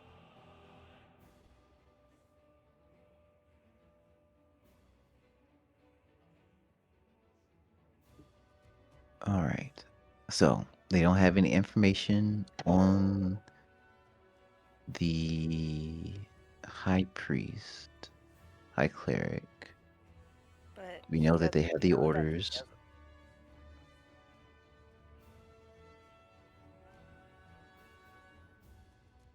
All right. So how does that change my plan? I can't extort him now. That's not true. He doesn't know that there's no proof. Ah, you guys are so fucking smart. Wonderful. Who's best at lying? I don't know. I don't think it's me. I have a. I think I just have a +2 to deception. Definitely not me. I also have a +2, but I can give myself a +4. Ooh, Bonnie has a +5 to. Bonnie, you win! You win! The paladins kept record of your involvement, High Cleric. Bow to our will.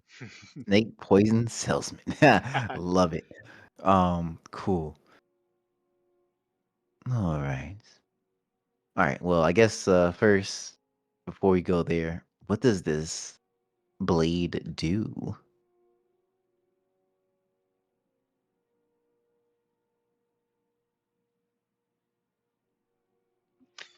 So, You said, yeah. as you identify this blade,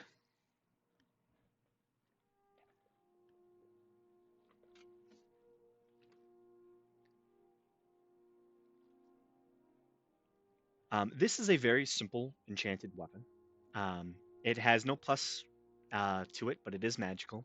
Um, it can be used as either a um, what is this long sword um, in certain circumstances, or uh, it can be wielded in a more finessed way um, to be similar to that of a dagger in a That is mission. interesting. So he was using it as a longsword form, but it is able to almost like fold in or out, kind of like a strange type of pocket knife almost, where it Mm-hmm. has like a kind of longer uh, uh, ability to be like a knife or some other tool. Um, Right. Generally, Its smaller form is it's not technically a dagger, but like for a creature of your size, you could use it as a dagger for sure. Okay. It technically also works as lockpicking tools. And it also works as a lockpicking tool. That's crazy. Hmm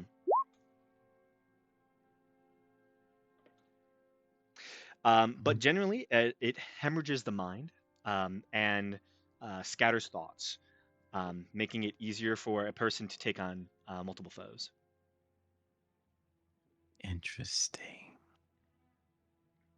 So if you Okay. are concentrating on a spell, it does an extra d8 of damage. Otherwise, for you, it would be 1d8 damage. Oh, okay. So you concentrate on a spell, it does 2d8 of damage. Yes. Interesting.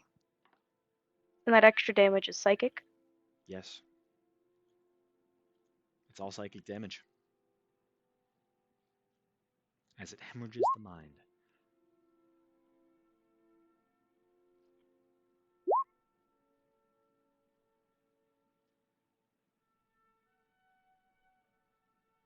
Okay.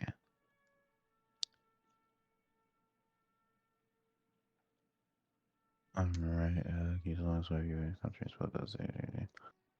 Okay. Yeah, that is your hemorrhaging multi-tool. Dang, I was about to say maybe I could use that, but now I don't know. That might be good for. Oh, I mean, that could be good for whoever in the party since it has 2 states. yeah. Who concentrates on spells the most? I mean, it's Uh for enemies. So if an enemy is concentrating on a spell, oh, okay. so Okay. The way you worded it was like if the wielder. no, if an enemy is concentrating on a spell, it does more damage. It does normal Oh, damage, but if they're concentrating on a spell, it does more. okay. Okay, that'd be great for Sadly, me to kill yeah, then. sadly, none of you are concentrating on spells the entire time. Yeah. I mean, technically Ripley is.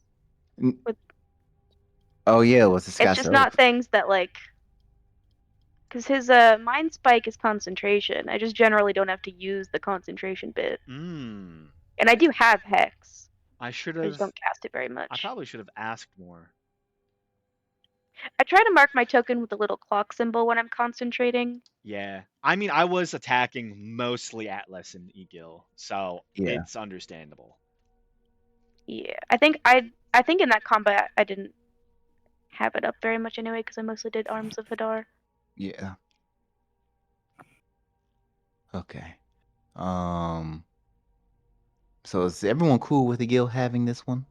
Yeah, little Okay. stabby guy. And what was this one called? Hemorrhaging multi-tool.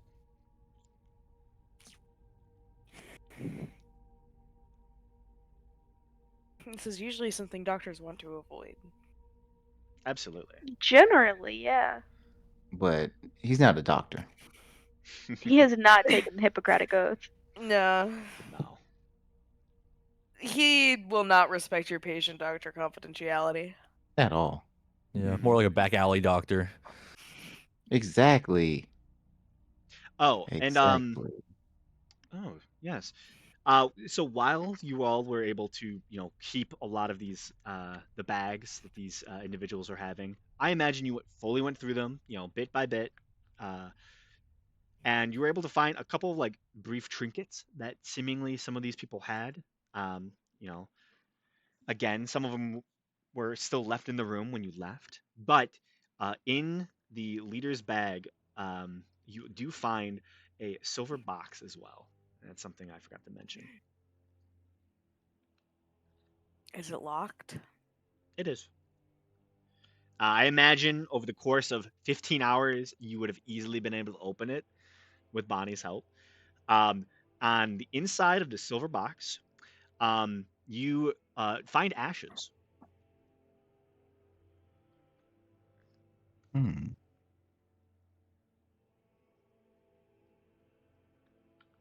Can Bonnie identify ashes?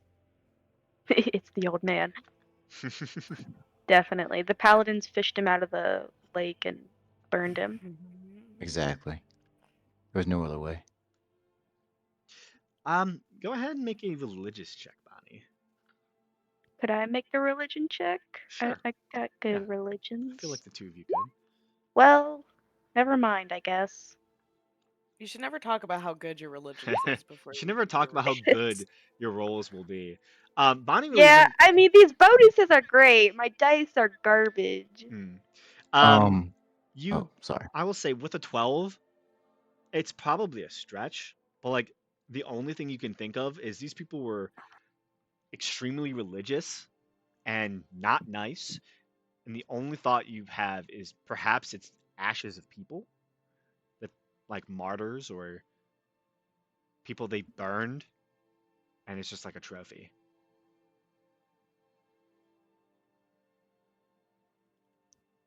Fun. Bonnie, do you want to stick your hand in some dead people and cast Identify? See if you get anything? It's a normal thing to do. It is a normal thing to It do. totally is. I touched a brain earlier. I like how she just brings that up out of nowhere. The Bonnie caressing needs of to the stick her brain. hand in dead people. I got the caress Who brain, you know. amongst us hasn't stuck our hand in dead people? Yeah.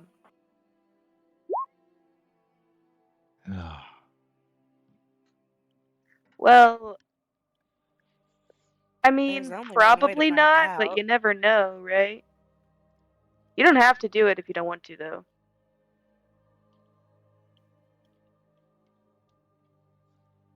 Okay, so what body we're looking at? A pile of ashes. Oh, the pile of ashes.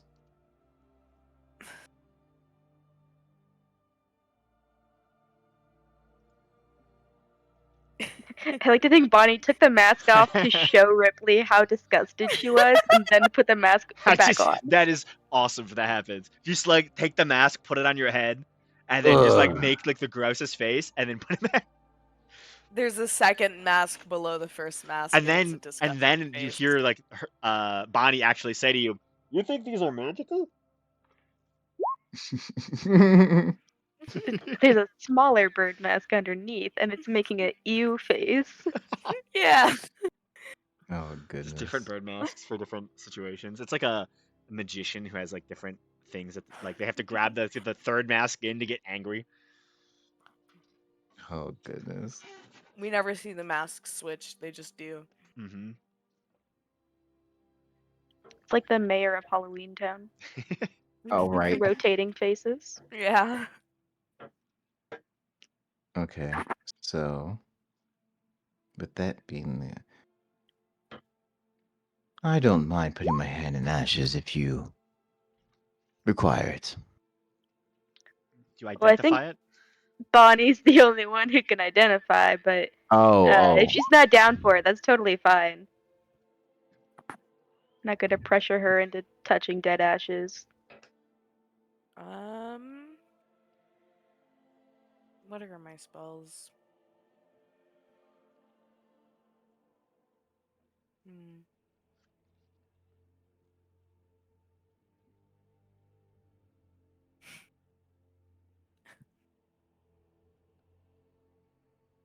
I mean, more likely than not, they're not magical, but Just you never know. oh yeah, detect magic. Detect You cast magic. detect magic. That's great. Okay. Uh, they are magical. Oh no, magic dead people? Magic did people. Eat that, Bonnie. They're magic in the way that mushrooms are, so if you eat them, you're gonna be tripping. Oh no. Bonnie's like, how dare I be proven wrong? Immediately. You identify the ashes of the martyrs. This is a consumable magic created by the burning of martyrs and their bodies for the cause of their religion. Um, it's a minor magical thing. It's not really that powerful, but if you were to, it has 10 uses. If you rub this, like rub your fingers in the ashes and put it on your face, gives you advantage on intimidation checks. Hmm. You That turn is into interesting. Kratos. Basically. You wear the dead ashes of people, and you're scarier. Hmm. Hell yeah. It also gives you advantage on saving throws against illusions, Okay. and gives you advantage on saving throws against being frightened. Nice. Nice indeed.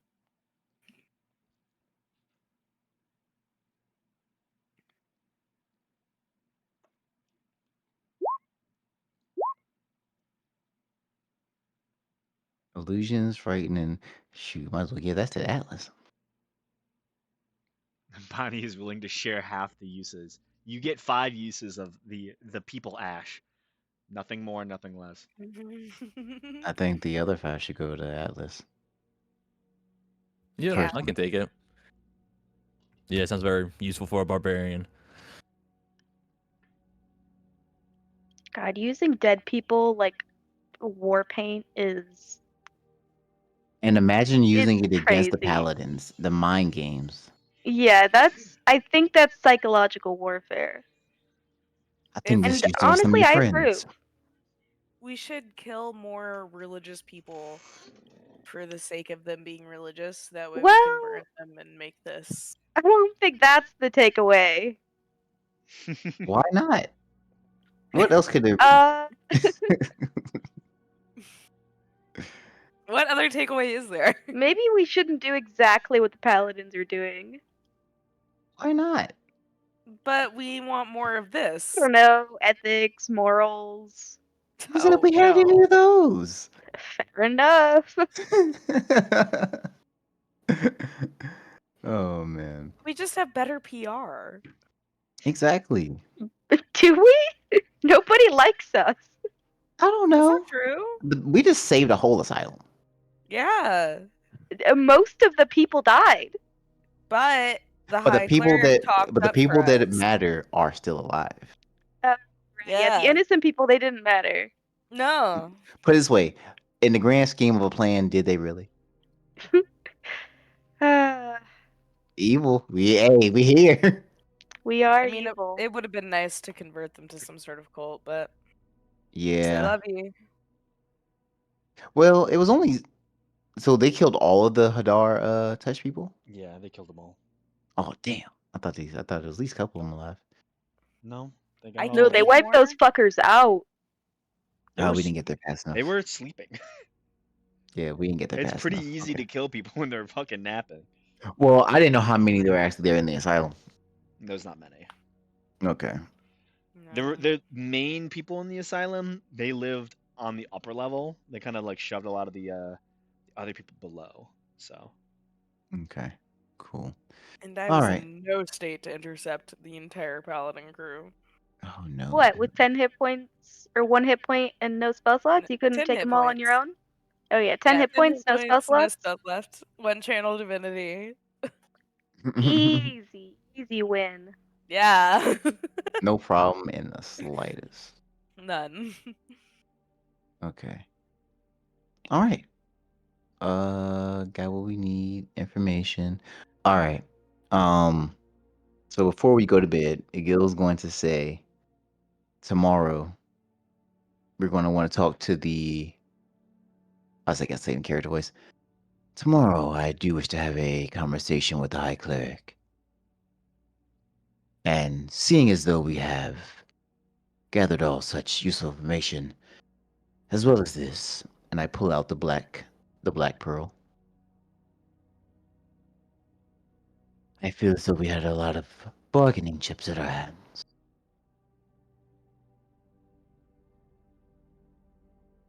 He does not know what we found. We're going to want to use that to our advantage.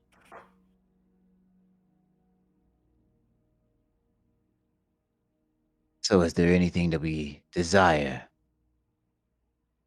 from the High Cleric? Uh, sort of, but I'm not sure how well it would go over. Well, what this is better we discuss now, so we can at least have a plan of approach. Well, I sort of need outside sources of healing to commandeer.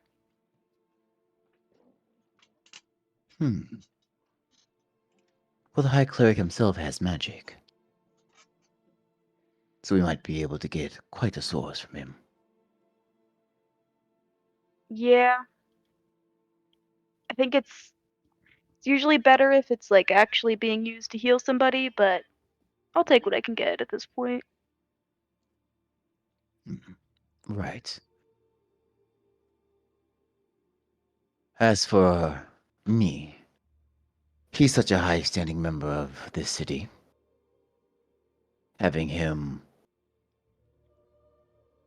I guess a pleasant way to say, on our side, whether intentional or unintentional, it will always be a boon. People in high places and whatnot.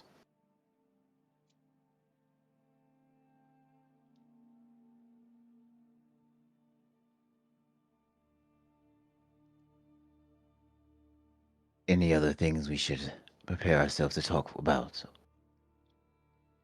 in terms of bargaining?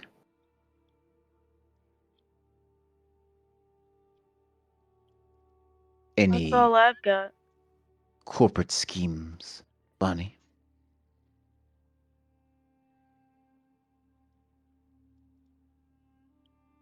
How are you gonna bring capitalism to Red Ridge? Bring more What's your capitalism. 5-year plan?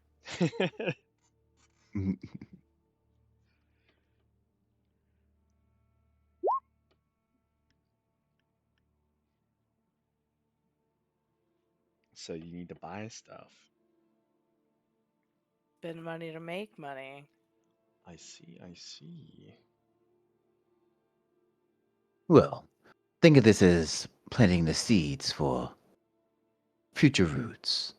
We can at least get the ball rolling, as they say.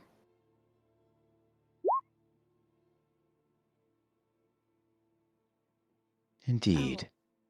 um, while we're sharing, I need to go shopping with my doll. It's not going to cause you your life, is it? I don't know. Because we I did kind of go through a lot to make sure you don't die. no, I don't think my doll wants me to die. My doll mentioned wanting eyes and a sacrifice. I'm not sure. I'm gonna try to figure it out as we stay here. Understood.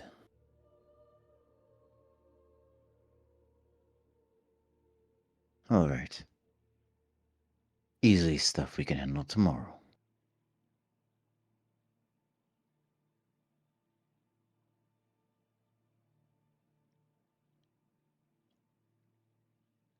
Okay. You all fall into a deep rest, uh, pretty late into the night. Um, the bath's still open. If you go downstairs, there are a lot of people still partying and reveling, and you can definitely ask for the bath to be opened. They'll get you some hot water. Um, Sabani can go do that.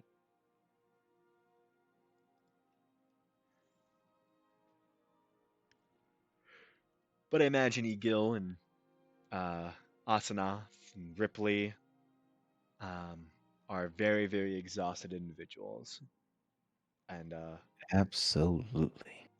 they would Mm-hmm. take sleep over anything else.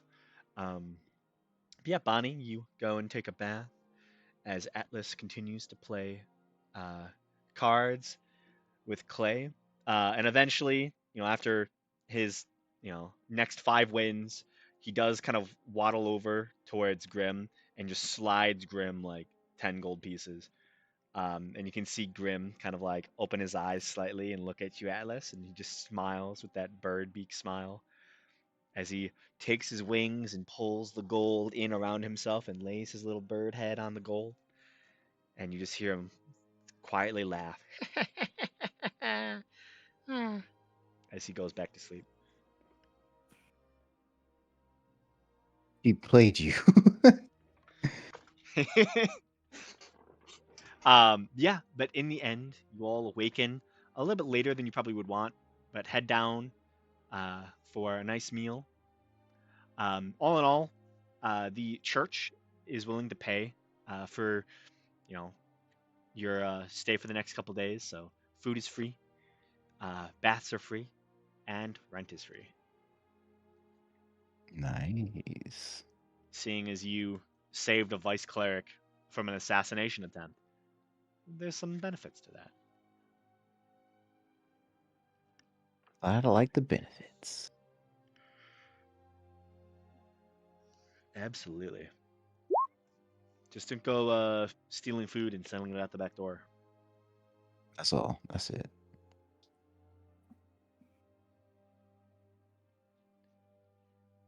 So, you have the whole day to yourselves at this point. You were told not to leave the city, but there's a lot of city to explore.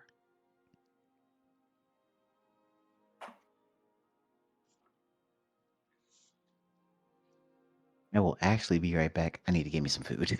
Oh, good. Does Bonnie wish to go shopping? Or does anyone else wish to go shopping?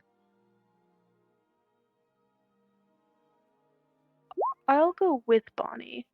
Okay. I'm also gonna go with whoever's going shopping, and I'm gonna carry my doll around to see if it talks to me again. Okay. Asanath, Bonnie, and Ripley. Atlas, you want to go shopping? Sure, why not?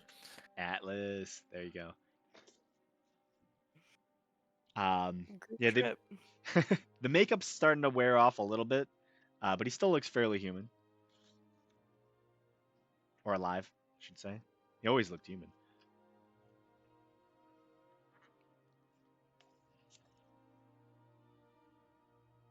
Ugh, sorry about that. But yeah, you head out and go shopping on the town.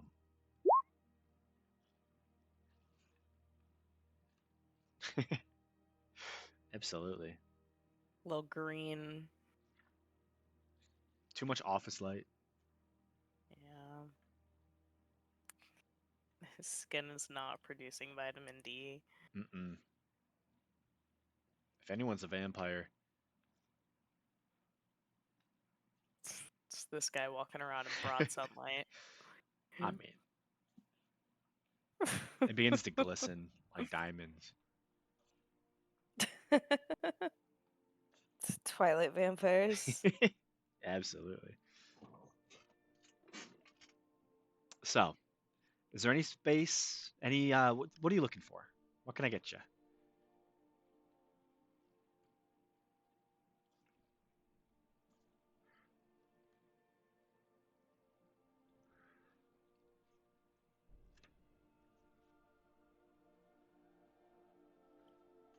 I don't think I need anything. I just didn't want Bonnie to be alone.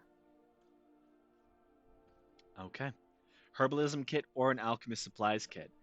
That is pretty easy to come across, actually. Um, you can definitely get the herbalism kit at the place you were previously, the mossy biome. They would definitely be able to sell off, a kit for herbalism. Alchemist supplies, they might not be as willing, but you're able to find another spot deeper in town um, called the Royal Salve. And that place would easily be able to sell you an alchemist supplies kit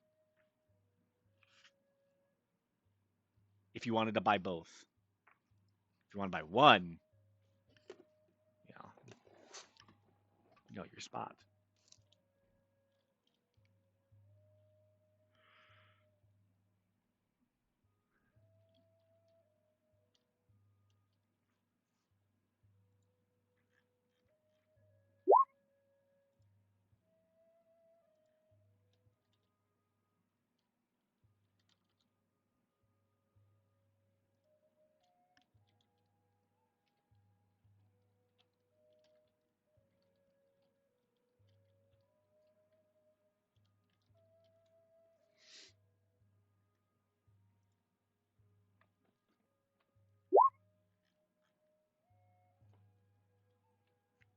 It is quiet. What's up? Is it quiet? No, no, I was trying to search something up. I'm strangely tired, so like I feel like my mind is not working as well today for some reason. It's the lazy day. Absolutely.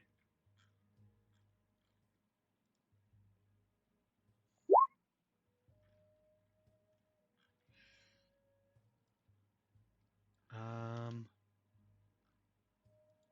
I'm just trying to find the actual price for these tools.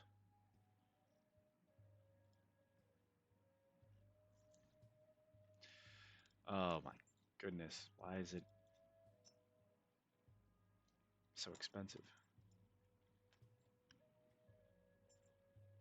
Capitalism. Yeah, so the herbalism kit would be about. I'll put that back at like 10 gold pieces. Um,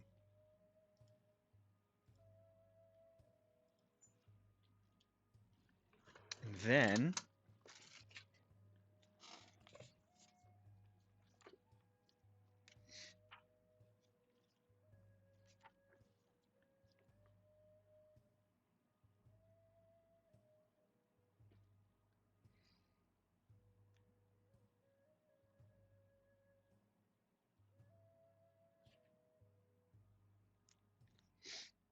hold up. I know it's here somewhere.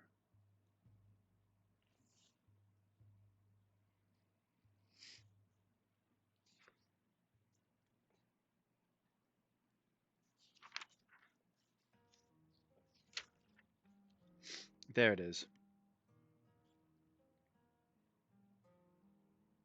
Alchemist supplies is 50 gold pieces.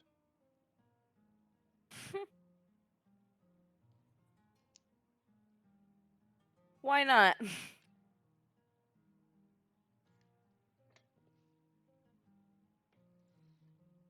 It's expensive to make potions, but you have to start somewhere.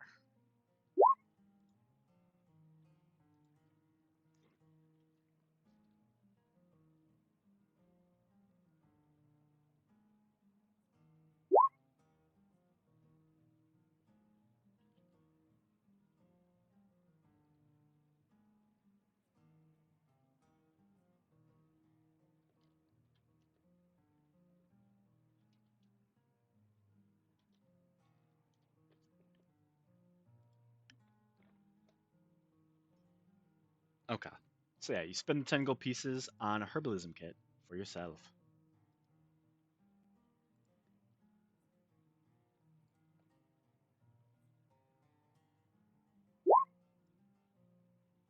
How's how's absolutely.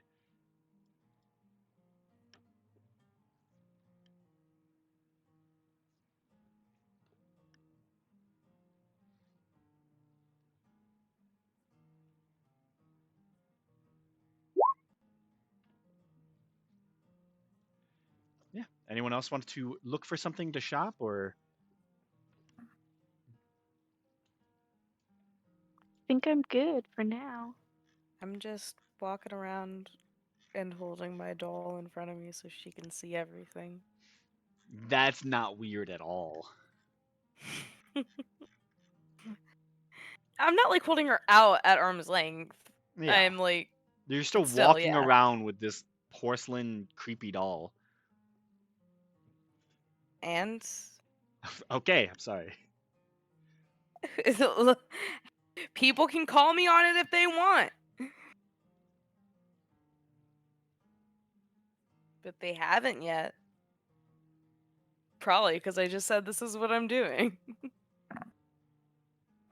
Hell yeah.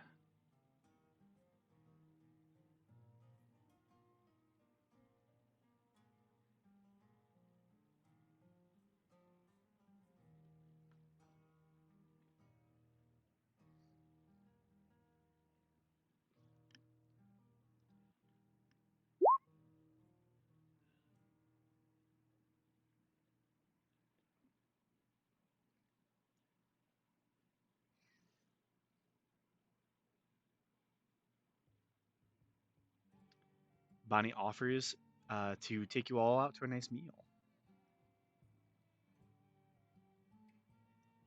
Sure.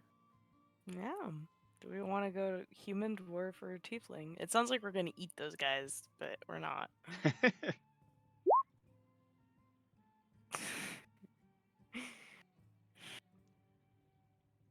That'd be wild if there were those types of shops in this city. It'd be a different Just some city. casual cannibalism. Absolutely. Yeah. Now you have to decide in a fantasy world where you want to go to eat for dinner. Wendy's.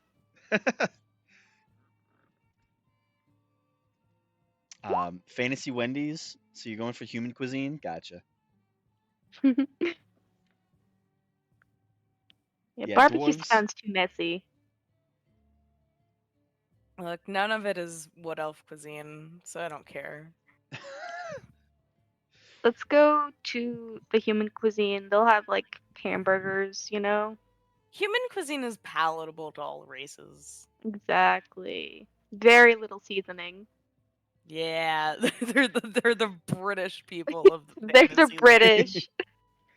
They stole so many spices and used none of them. Absolutely. Who Yes. wants spices? Not Tree them. bark. That's what wood elf cuisine is. You're not wrong. Yeah, I imagine tiefling food would be all very spicy. Yeah. Probably like, or just like on fire. A lot of Or flambe. those Saganaki. I bet they would have baked Alaskan ice cream though. Oh, for sure. We could swing by one of those for like on the way back and bring Dessert, yeah. everybody some baked Alaska. That's dessert. Yeah, we'll eat, and then on our way back to the inn, we'll bring back dessert for everybody from the tiefling place. Yeah, we'll keep it fresh with prestige. Perfect. We can split the cost of dessert though, because that'll be expensive. Yeah.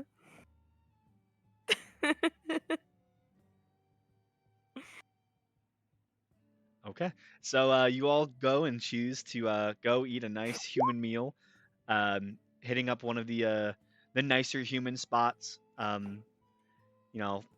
would probably say per person, it's a nicer meal. Let's see, lifestyles. Where's the lifestyles?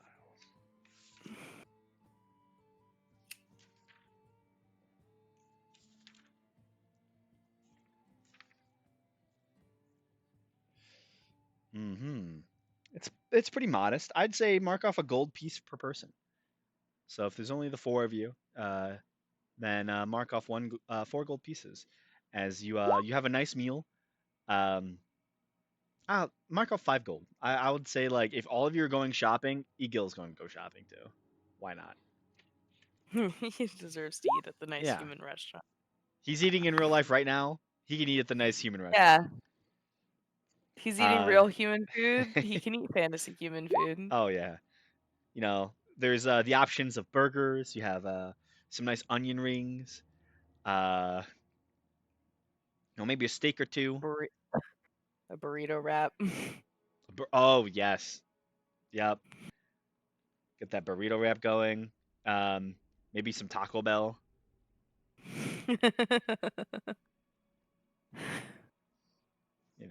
Human food. Denny's. Oh, the Grand Slam. Yes, Yeah. Grand Slam with a hot chocolate. That's peak life right there. Also Waffle House. Never had it. Maybe Chick-fil-A. It's a vibe. Like a Chick-fil-A black breakfast or something like that. Yeah. Mm-hmm. Maybe like a Raising McDonald's. Cane's. Get the combo box. I'm just thinking of food now. I'm hungry. But yeah. It was Yeah. just list fast food. Yeah, as we're just listing food, I'm like, Yeah. they're finally building a Chick-fil-A near me, and I can't wait. Oh, nice. I won't have to drive 20 minutes. have to drive 20 minutes to get to the fucking grocery store. Oh no, that's tragic. I used to have that growing up, and I hated it. Now all I have to do is drive like probably like 2 minutes. I get to work in 1 minute. No, that's wrong. 20 minutes away is the Walmart. The grocery store that is like a grocery store is 40 minutes away. Dang, they need to build more WalMarts in national parks specifically.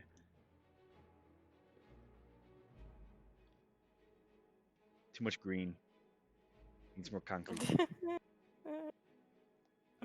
What if they make the concrete green? No. Oh. But yeah, I guess Bonnie pulls their mask up just for the food. And you all have a very nice meal. You stop by a small little tiefling restaurant for some desserts to go. And generally, you just have a day on the town, uh, doing a lot of window shopping, seeing the sights. There's lots of, you pass by a lot of luxury places that sell like jewelries and other gems and stuff.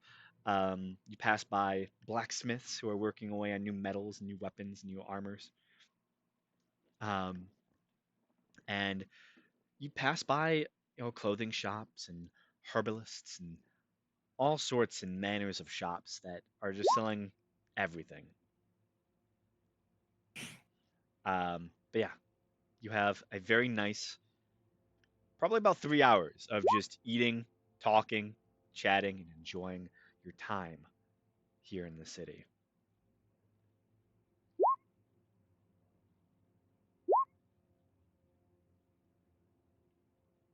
Yeah, Bonnie's treat for all of you. That's not very capitalist of you. Where's the catch? It's trickle down economics. Yeah.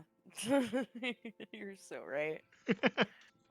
But yeah, that leaves a lot of time left in the day to do things. If you wanted to visit the temple or something like that,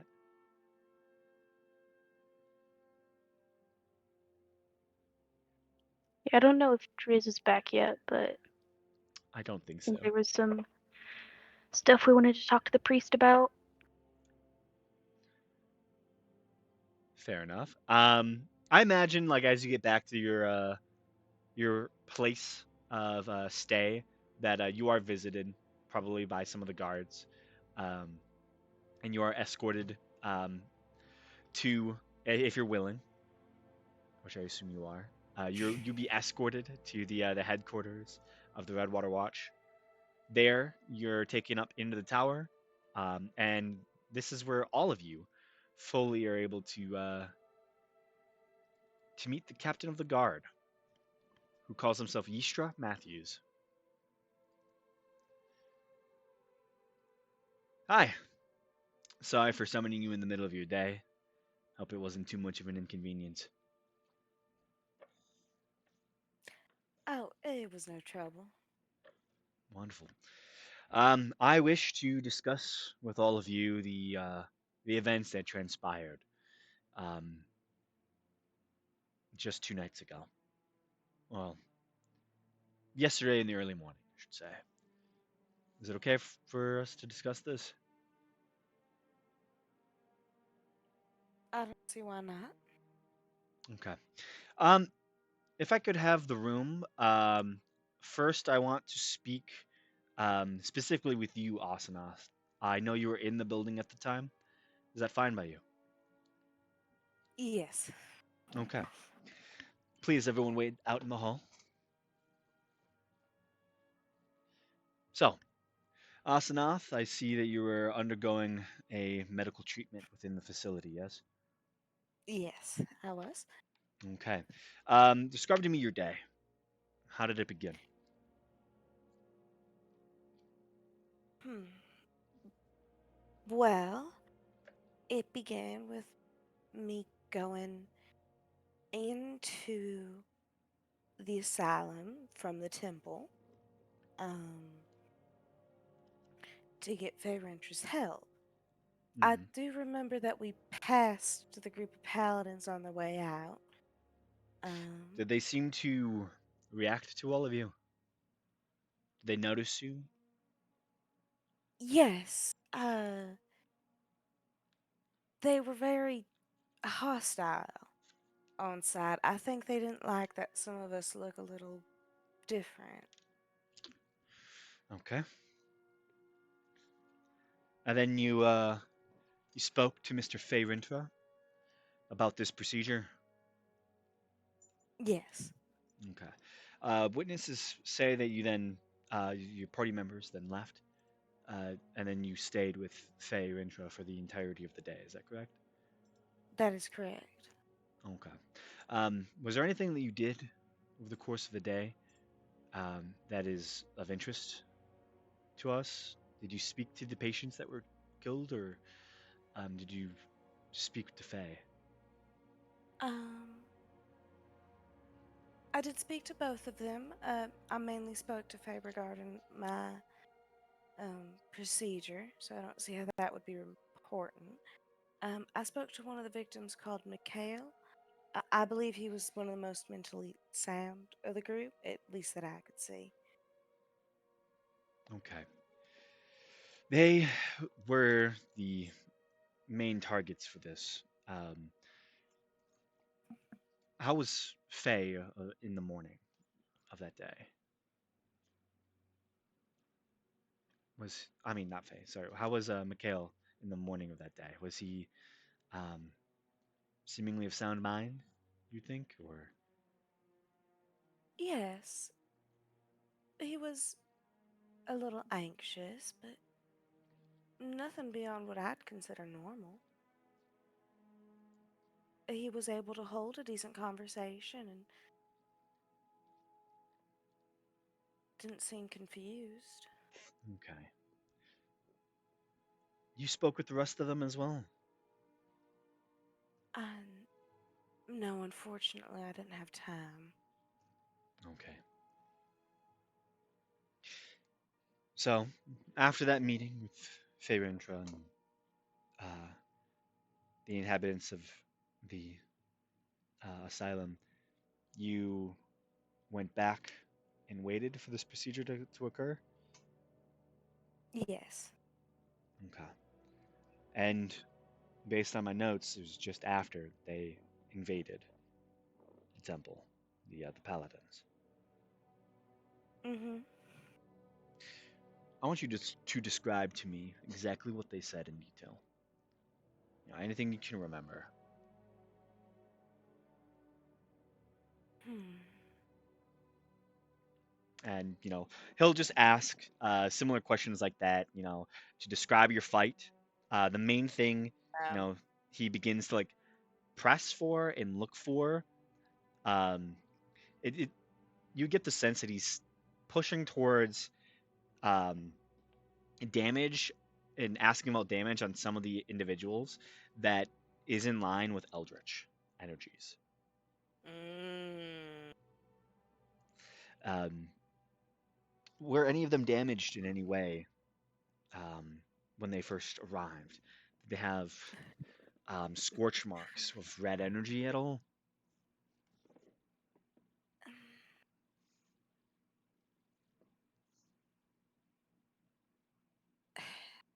That sounds right.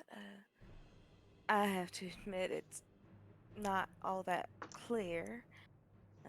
Make a After deception the check. fighting began. yeah, it's fine. This is fine, guys. I'm gonna die here. What is this? Sorry, I am now back. Welcome back. 3. 3. Okay. Are we lying to the priest? Oh, you're lying to the police. Oh, Yeah, oh my. Okay. I just suck. Faye Rintra said that you were assisting in the battle with fire damage from the back lines. Is that correct? Yes. Okay. You state yourself as a cleric. I am, yes. What deity do you worship? Hmm. What deity do wood elves worship? What deity would have been worshipped in my village? Um, it probably uh Because that's definitely the one I'm going with.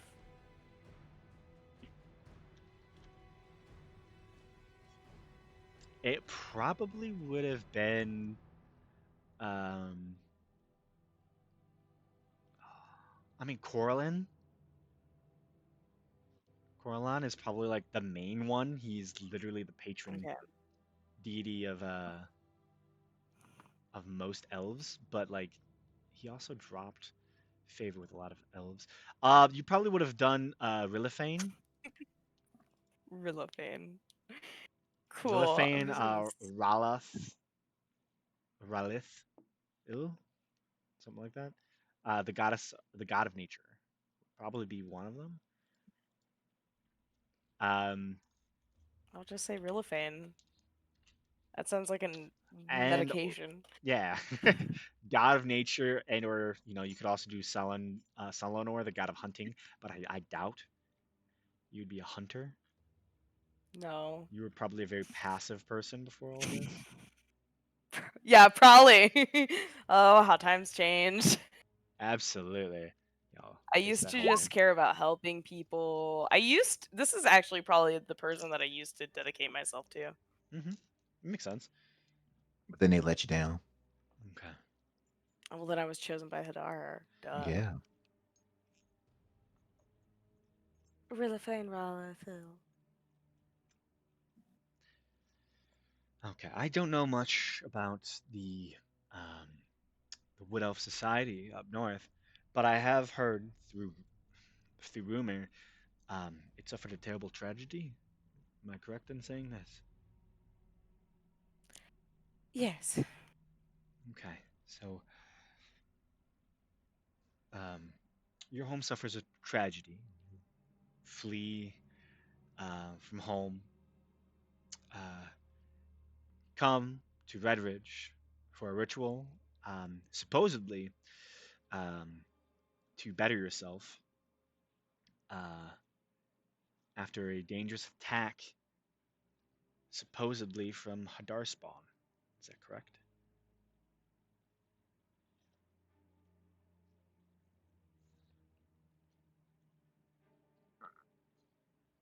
Is he saying that I was attacked by Hadarspawn and that's why I needed Assistance, yeah. the ritual?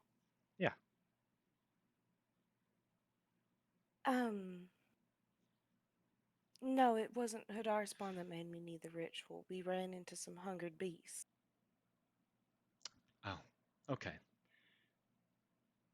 Faye was, he didn't want to tell me the procedure exactly, and I didn't want to fully pry, but um, I'll just assume it was part of the curse of the hungered beasts. It's good to know. Thank you. Um,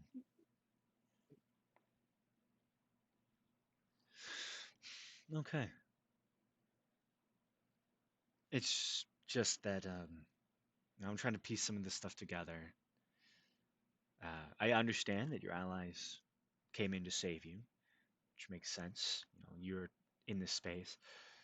Um, are you willing to tell me how your allies knew you were in there, or knew that the paladins were going to attack?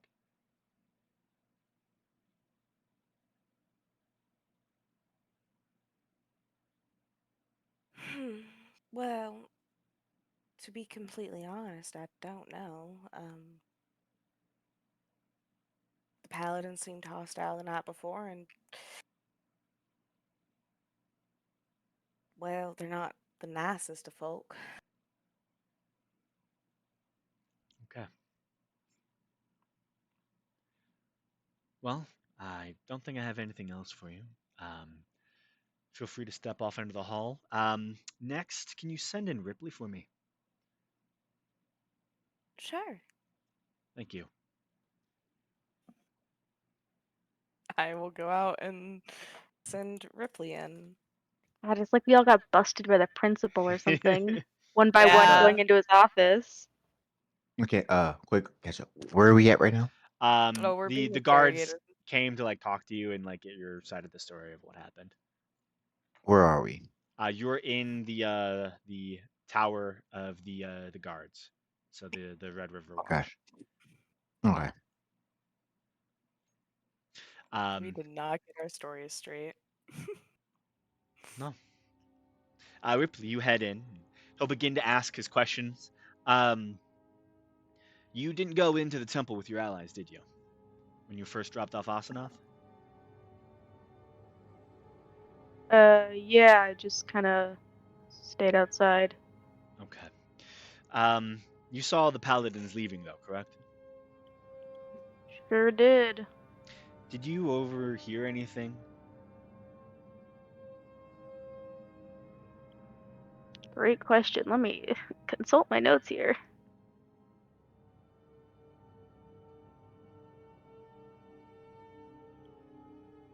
Oh, I didn't write anything down. Do you remember anything? I never remember anything, Do you want? ever. Do you need to make a history check? Or can you call on a friend? Because I remember. Yeah, what did they say that I overheard? I know they said something and I forgot to write it down. They were talking about how they need to like kill the Hadar spawn, but the Oh High yeah, the Cleric won't Night allow Beard. it. Yes, they're being Yeah. racist towards elves. That's what it was. Yes. And they I wanted to remember kill that. That everyone in was there. my note that paladins are racist. Nobody is surprised. Okay. Okay, that's what that note means. I should add context to my notes. That might be helpful. It's just Racism, nobody's surprised. Ripley's point of view. It's just like, oh yeah, they're just racist. Yeah. He doesn't remember what they said. He just knew His they said memories something have no racist. context. Yeah, they He's just said got a some lot racist going shit. on in his brain, alright? Yeah, so well they were being pretty unkind when they were talking about the elves that work here and mentioned wanting to kill all the patients that were affected. Oh. So when your allies left the temple, did you tell them this information? Yeah, seemed pretty pertinent considering Okay.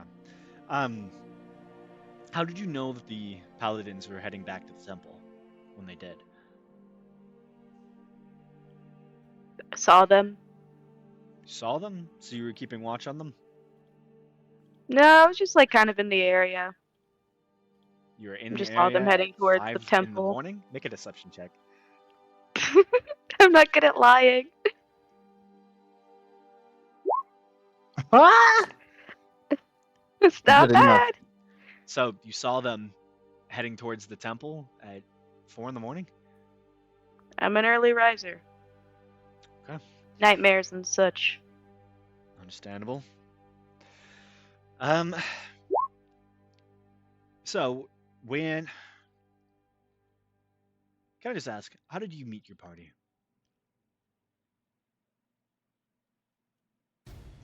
How is that relevant? It's professional curiosity. Well, professionally, doesn't really matter. So, Fair enough. Fair enough. So you chase the paladins down to the temple. What was the conversation like with the high priest? I'll be honest, wasn't super involved in it. Uh, Something along the lines of us saying the paladins are going to kill a bunch of people, and the priest being kind of dodgy. Um, but I think he just didn't want us like disrupting the people inside, so it's kind of an outlandish thing for us to say. Just like, oh, these people are gonna kill your patients. Okay. So But we your got in eventually, so yeah. So you captured high priest, take him deeper within the temple. and close the doors behind you. And according to the high priest's accounts, um, once he got in the room and saw the devastation, that is when he changed his mind and realized you all were telling the truth. Yeah, like I said, it's a little hard pill to swallow to start with, but when you actually see it, Understandable. So the fight occurs. When the paladins showed up, were they damaged in any way? I don't think so. I mean, they killed a bunch of people while they were sleeping, so they didn't exactly have a lot of fighting back. He smiles at that. Okay. What kind of smile? Like in a like Like it's just uh like he's getting to a point that you know he's getting information he wants to hear. hmm, So I don't like this guy. in the course of the battle, um, how is your positioning? I am led to believe that Asanoth was coming from Faye's room and was kind of in the back the entirety of the fight. Where were you at? I was sort of near the door. Okay. Um, I see some daggers that you carry with you. I've also seen your quarterstaff. Um, is that how you fight with blunt force trauma, or are you a spellcaster? Definitely not the weapons. The quarterstaff is for walking purposes. I'm a caster of sorts. Okay. Um, can I ask what type of caster you are?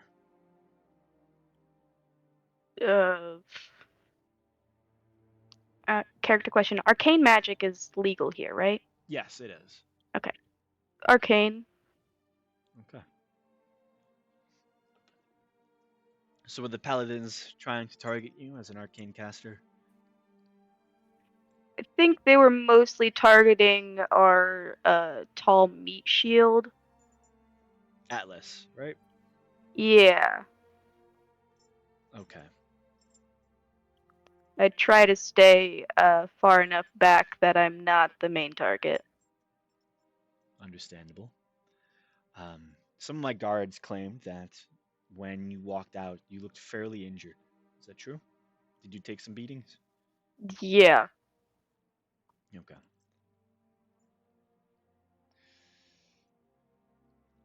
My my last line of questioning revolves around eldritch energy that was seemingly found on scene. Now, you said that the uh, people who had been affected and who were under treatment within the asylum were uh, killed in their sleep, and that the paladins were undamaged when they made contact and engaged in combat with you and your party. Um, do you want to tell me how this eldritch magic was found?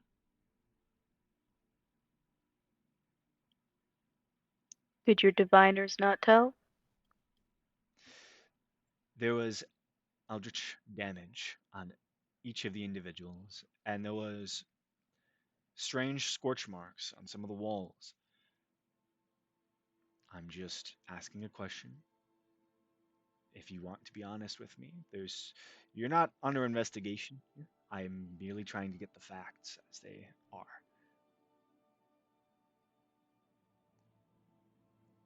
Well, You were I'm in the not right for doing what you did, and you're not being prosecuted. not exactly self-taught in my magic. Okay. So your magic is given. Something like that. That's all I needed to know.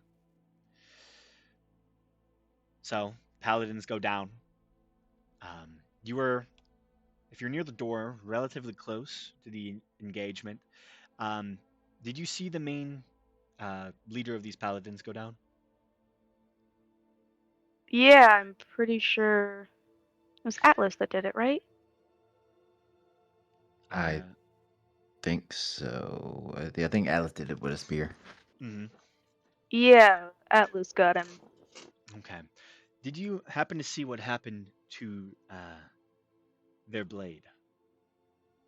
No, I was kind of busy, not bleeding out. Make a deception check.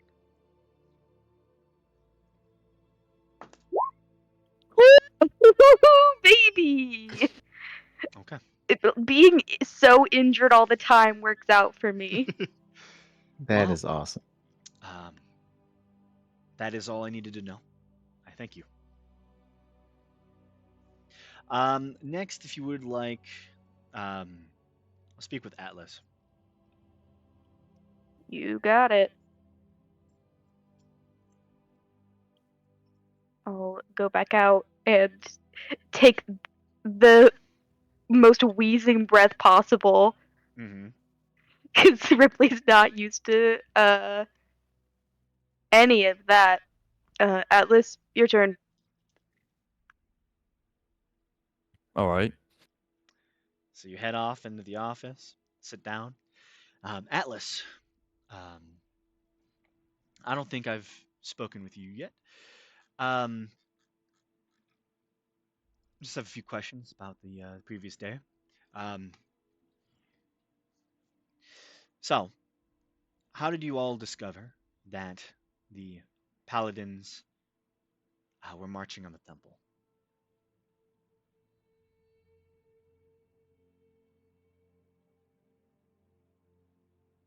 Um, I believe we all initially had like a bad feeling about them, so we kept like a sort of eye on them for the most part. Okay. Well, that was based off of the conversation that you had with Ripley then, because he heard them speaking. Yes. Okay. Um, so it seems that you were the one to do a killing blow on a couple of the paladins. Um, it was pretty impressive damage, to say the least. You know, I've been reading the autopsy reports all day. They're very extensive. Um, can I ask? Uh, there's a lot of eldritch damage that was seen in the vicinity. Do you know what caused that? No, honestly, I don't know. Okay. Um, and the main individual, this Garente, um, the leader of these paladins, he had a blade. Some of my people saw that you were a little damaged after the fight. Um, is that correct? Yep, I took some hits. Okay. So you would know what the blade looked like then. Yep, it's all up close and personal. Okay.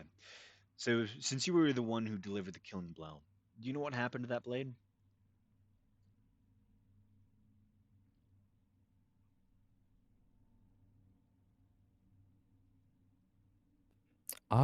I mean, I don't exactly remember what happened, but I might have hit him hard enough that the blade just went flying in a direction. That's all I can really remember. Make a deception check.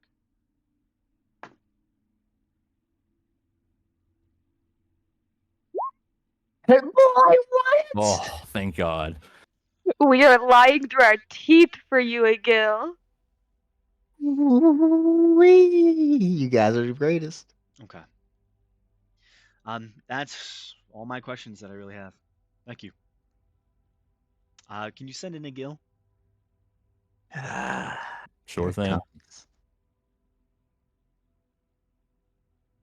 comes. He goes through the same questioning. How did you figure out the paladins were marching on the temple? Hmm.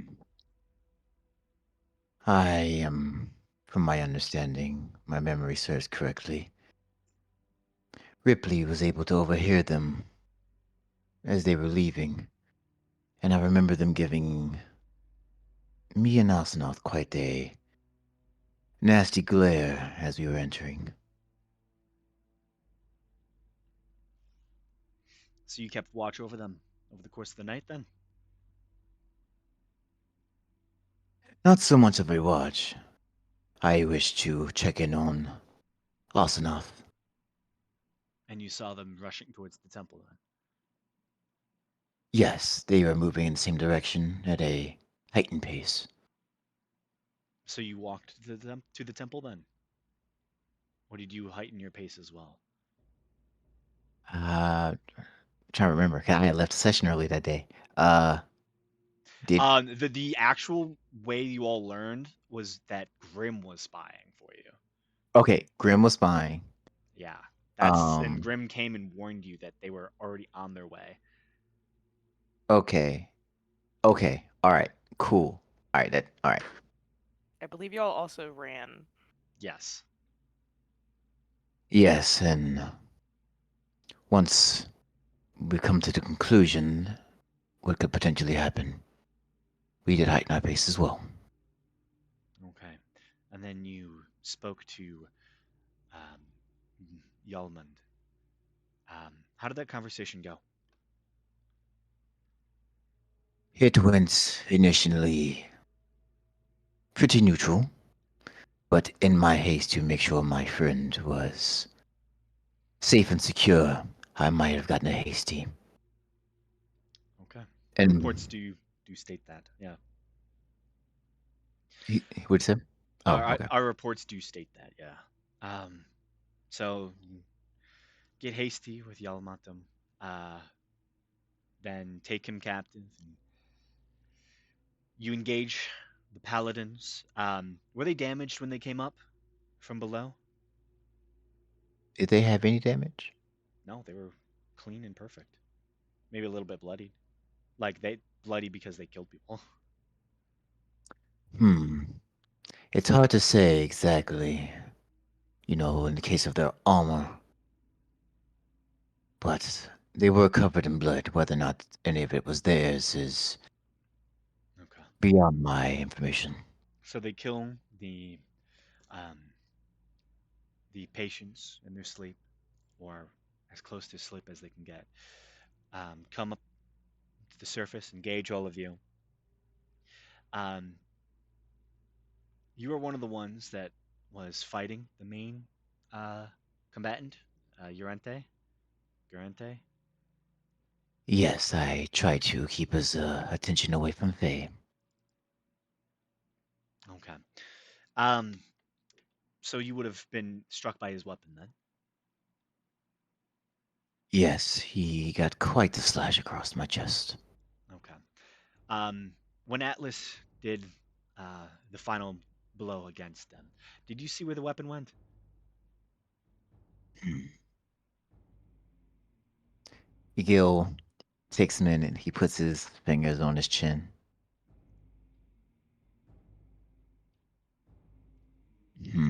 What did happen to that blade? Because it did have quite a potent effect. Hemorrhaging of the brain is a word used Yeah, quite often in the damage reports. yes, I felt the effects of it myself. But I, for the life of me, cannot remember what happened to it upon the killing blow.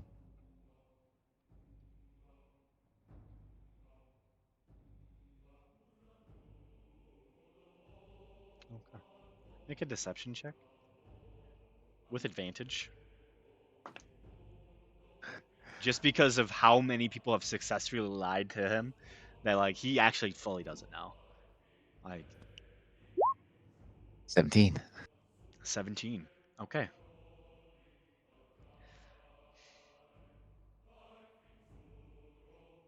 Okay. Okay. Uh, some of the glass in the building was broken. Maybe the blade actually flew out the window. It's hard to be certain. My magical knowledge is quite limited. Is it possible that the blade had means of transportation? I'll have to ask some of the arcane people I know, but so far, no one seems to know. It was the only thing missing from his person that are, you were there in the autopsy room. It was the only thing they couldn't find. So I was wondering if any of you knew. Um, one last question. Um, Ripley, is there a warlock? Is he asking me? Yeah. Hmm. As I said, my magical knowledge is quite limited. I suppose that is what he would be considered. What is a warlock exactly, if you don't mind me asking? Um, people who gain arcane magical power through pacts with other entities. So some Hmm. entity giving them power. Typically, they would have a patron of some type. Then from what I've seen, he hasn't expressed any past in any arcane schooling. It would be through an entity. It's just a type of arcane magic, technically. It's very possible. Okay. I was just confirming. There was initial evidence that suggested that the paladins might have been damaged by the survivors, by the Hadar survivors, but based on all the accounts, I doubt it. Um, yeah, it must have just been from Ripley then, which is something, something in and of itself. Okay. Understandable. Um, that's the last of my questions for you. Mind sending in Bonnie as our last person? Of course. Yeah. You send in Bonnie, and you know, it's the same questions. Um, you know, the only other question he'll ask you is your position in the field. Um, and I'm guessing you're gonna say near the door for the most part. Yeah. Okay. Yeah, I at this point he doesn't even ask about the blade. He, you know, doesn't see it as worthwhile anymore. So many people have successfully deceived him that he's just like, okay, they must not know. Um, but yeah, none of the questions that he asks you, you're not gonna have any different answers for the most part. I doubt. Um, he will kind of come out with you uh, by his side, Bonnie, and thank you all for coming in, testifying. Um, it was important to get this done sooner rather than later. Um, I've been able to talk with Faye and y'all met them. Faye is doing wonderfully. They're back at the temple right now. If you wish to go see them, um, and they've already given their testimonies to this event. And I've been speaking with Yelmatham about this potential feast of sorts that they're holding in the temple itself. Um, and I'll be there, so you'll see more of me. But other than that, you're, you know, you've all did nothing wrong. Um, the city of Red Ridge thanks you for your service in protecting one of our own. Um, yeah, I know it must not have been easy to take on that, not expecting it, but y'all did good. Crown, it owes you. And I'm sure the king will be there to pay his respects. Of course. Well, you're free to go. Thanks for coming in again.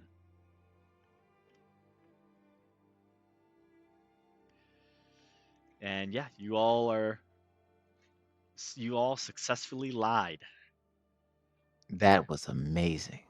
Yeah, the only lie that was not successful, because he has a +5 to his bonus, and I rolled 4 many times, was that first one with he did not believe Asanov.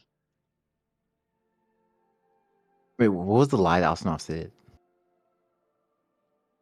That's like exactly when I got back. That was what was that again? I forget exactly which one it was. The only reason I remember when the Oh, lie started succeeding was because Ripley's was like, "Oh yeah, I was just up late."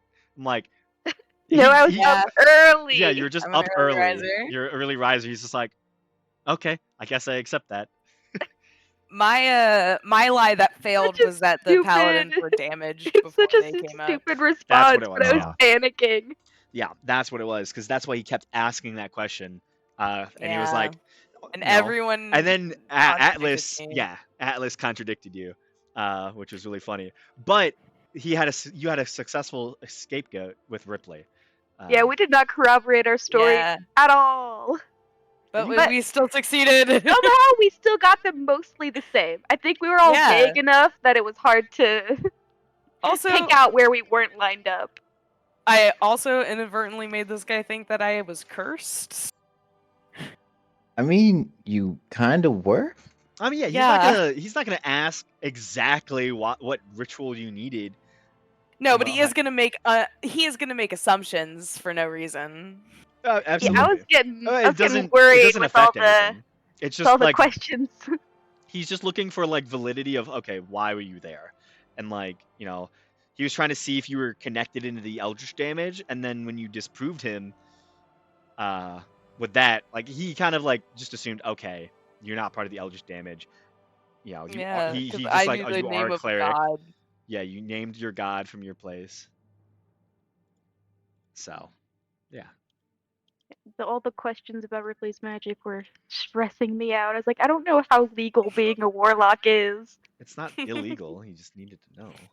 Yeah, I was like, He I needed know it's not he needed to illegal, know but if like the people it's defended probably themselves. still a little stigmatized, so I wasn't sure No, I just needs to what go he into the was getting at. you know. Well, I lied for you. I didn't know you were just gonna Thanks. out yourself. I was panicking, Ripley was panicking. He's not used to being questioned by people. He avoids authority at all costs. Yeah, That's fair. there's a lot going on. I don't think he has ever been questioned by somebody before. Absolutely. It's like when I said that the priest was being dodgy, I was like, wait, no, I can't make it seem like he was in on it because we don't want people to know that. So now I have to circle it back around to, oh, he was just protecting his patients. Yeah. Yeah, Yeah, you did a Caught good You were job. myself in lying the for middle the of my priest. lie. We Absolutely. are. We did really good, guys. I'm proud of us. we Yeah. did. Success. So, yeah, you Yippee. all are let go from the interrogation room that you just underwent, and now you can choose what you want to do for the rest of your day. Okay, Blackmail. blackmail. Blackmail. So you head to the temple. We head to the temple. Okay. Yeah, you arrive to that beautiful temple once more of Sherindlar. Walking in, you can see there are currently people undergoing rituals of healing. There is a small little um, sect of worship going on right now. Not too many people, but there's a couple who are worshiping. Um, it does definitely feel emptier than it did. I'm You know, sure. Let's laugh, people. yeah, yeah. Especially after an attack like this, there's people might not want to go out and do stuff at the temple that was just attacked. But you eventually ask, and you are kind of brought forth into that kind of private sanctum that Yalmatum was using for his office space. You can see it has changed drastically. The actual desk that he had in the center of the temple has moved against one of the walls. You can see a lot of religious artifacts have been kind of placed in its stead, and there's a lot of like beautiful pillars and marble statues that are currently taking center stage in the room. It's a big change. Um, you can see Yalmatim is currently just kind of um, kneeling at the back of the room at a small pedestal and silently praying, and will turn, stand in his beautiful robes. He'll walk over to all of you. Hello, good to see all Hmm, of you have made it back. of course. You can go. And he waves off his few attendants. I would like to speak in private. They all nod, and the door closes. So,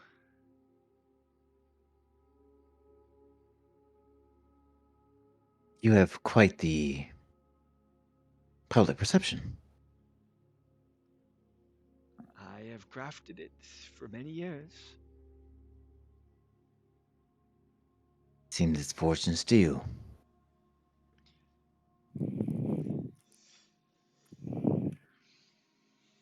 What do you want? Hmm.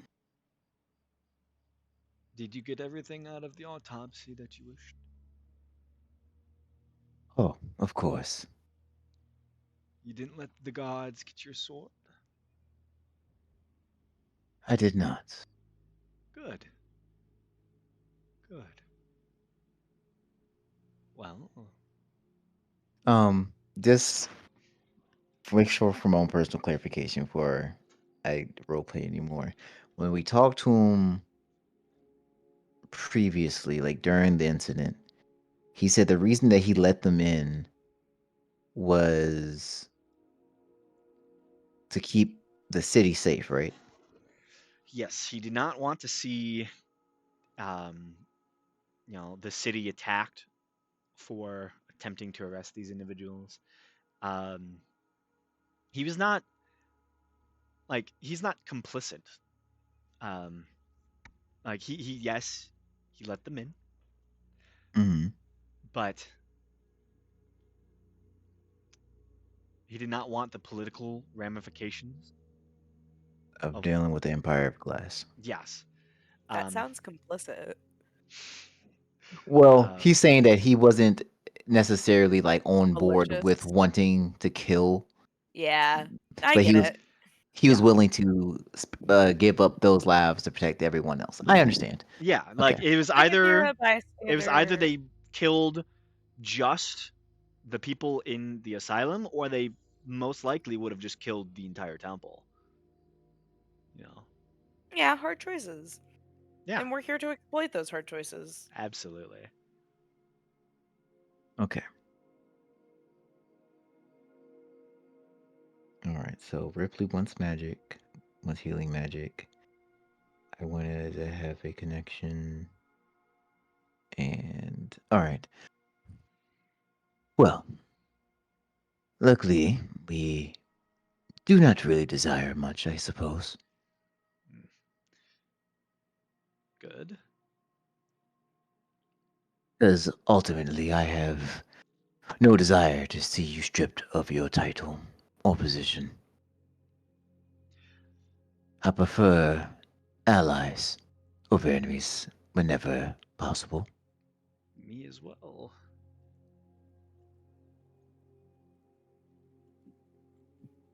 That With is that why being I'm said, throwing a party for you. of course, much appreciated. Mm, anytime. So,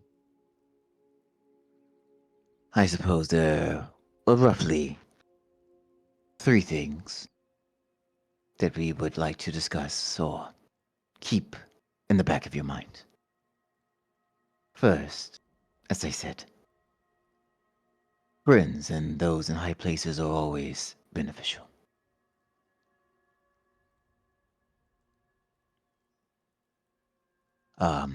As for the other two, I feel as though my compatriots, and I will kind of gesture to Bonnie and Ripley, they will better be able to express their desires.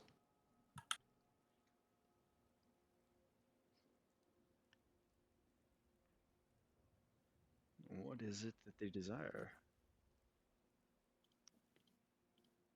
Well,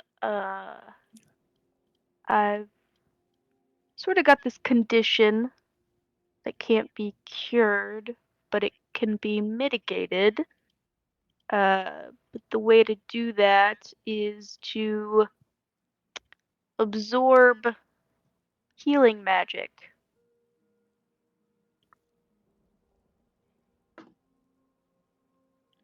But it needs to be, or it's better if it's healing magic being directed at an injured person that's not myself.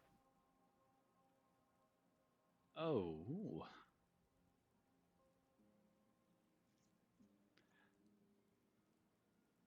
You need this.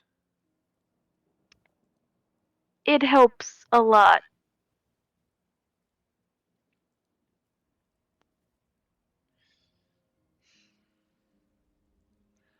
I can't allow you to harm my patrons,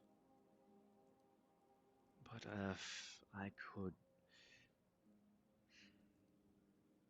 I can use some of my ability if you need to dispel. Ripley's magic doesn't actually harm anyone, though, right? No, it just lessens the healing they get. Mm. Yeah, he doesn't. He does not want you. Like he wants to make sure that the patrons are like still taken care of, and that they don't see like, oh, I was healed less. Like that's a weird thing. Yeah, If yeah, like you yeah. went to your local healer and like you got less healing than last time, you're like, are they running out of healing? Oh Yeah, no. yeah, The valid. healing No. economy is down this week. Healing inflation. Healing inflation. Too many healers Exactly. moved in. Ever since that new tiefling came in. But yeah, if you want, he offers his magic. Like he could cast something. I suppose it'll have to do.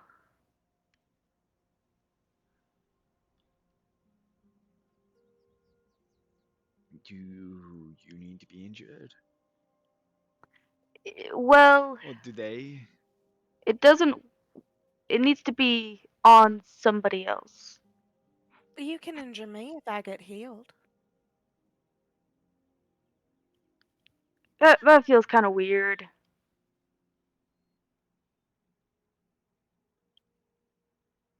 I'll. Maybe this is something we can revisit a I I little later. I could just cast the spell. Um, See if it would be fine.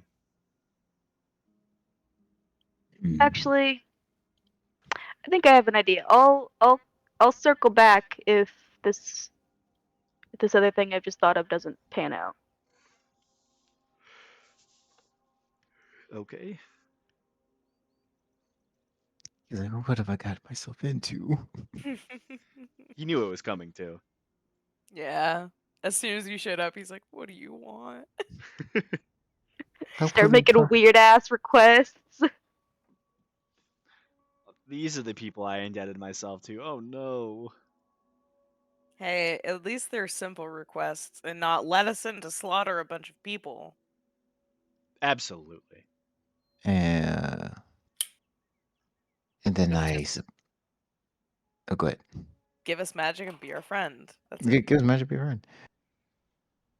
And then I guess the only other person was Bonnie. If Bonnie would like to make any set forth any potential plans.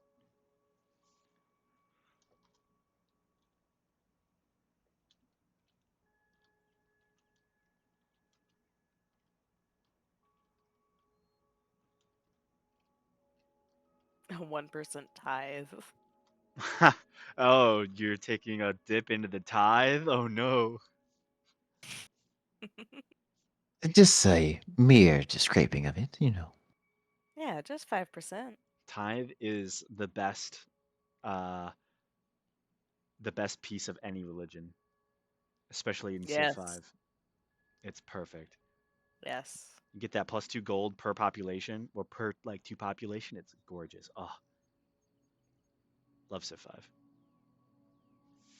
So now we just need to get that for us. Mhm. Pay tithes. Plus 2 gold uh, you know, per week. That's Yeah. not nothing. It's not nothing. It's something. It adds up. Always. It's more than most people see in a year. Mhm. That is on the cusp of a of modest well, actually I think modest is like per month I think it's like 5 gold. Yeah, So, it's not a lot. no.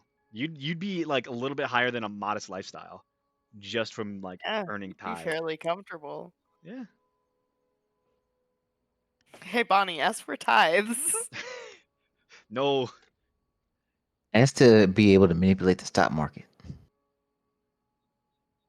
Ask for tomorrow's lotto numbers.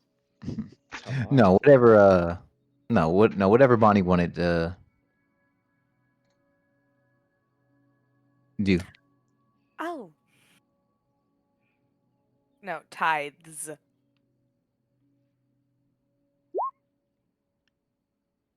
I have something that I want to ask.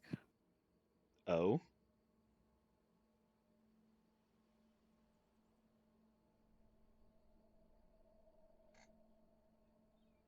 What Does this temple have a library? he does? Could I be granted access to it?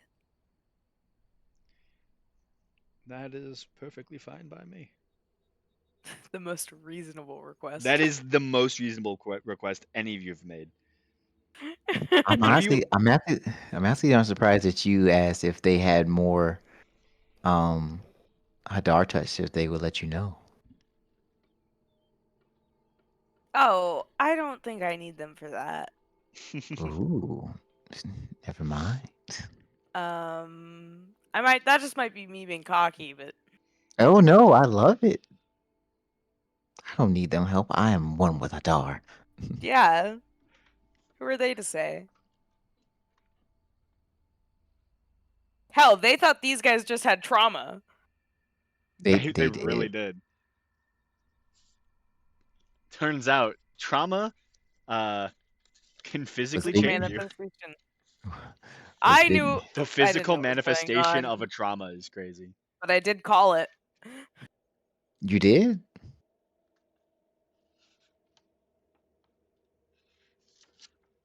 See, I already know more about Hadar than these freaks. Then these freaks, you fucking losers. They're not goth enough. They're not goth enough.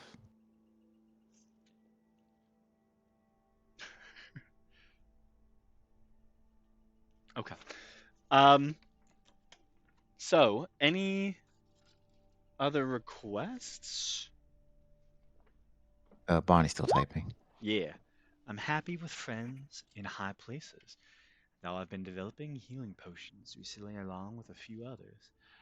I'd like you. Oh, if you'd like to test a few, I should have some by tomorrow. Find them, find you like them, and I'm sure we could come to a lovely deal. Of course, if you knew of better places that may be interested, I'm all ears. Capitalism. Capitalism. Hmm. Capitalism. I could, perhaps claim that the potions were being made for the temple and then earn money selling it to the guard or even the army when if they ever returned to their former glory.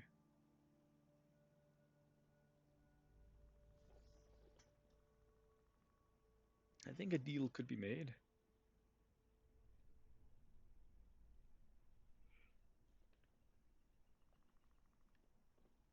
Especially when, because of what has happened, I'm not going to lie to you. I think there might be a war.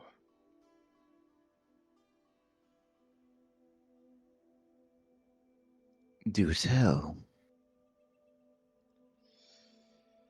Broken Bridge has closed the bridges, as they are one to do in a conflict, and seemingly Crimson is readying its armies.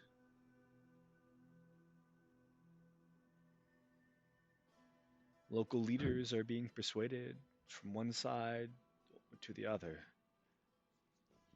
I was hoping Red Ridge would stay out of it, be able to mediate a new emperor, but they were bold, willing to attack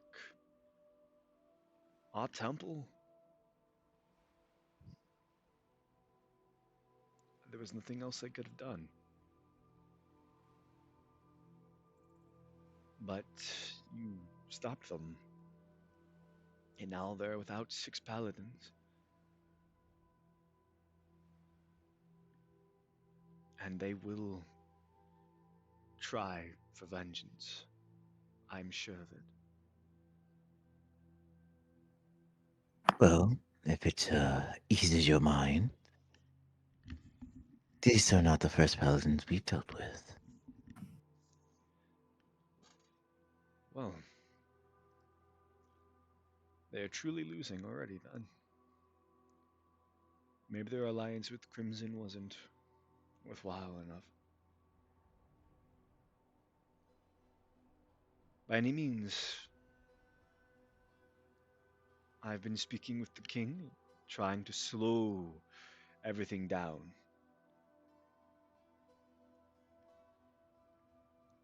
Eventually, they are going to send new representatives for talks, and this time, they're not going to be let into the city.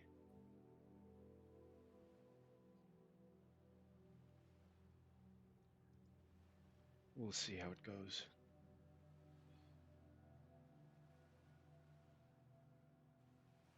There's many other leaders that will need to be contacted, and eventually, the vote will happen, and someone will become emperor.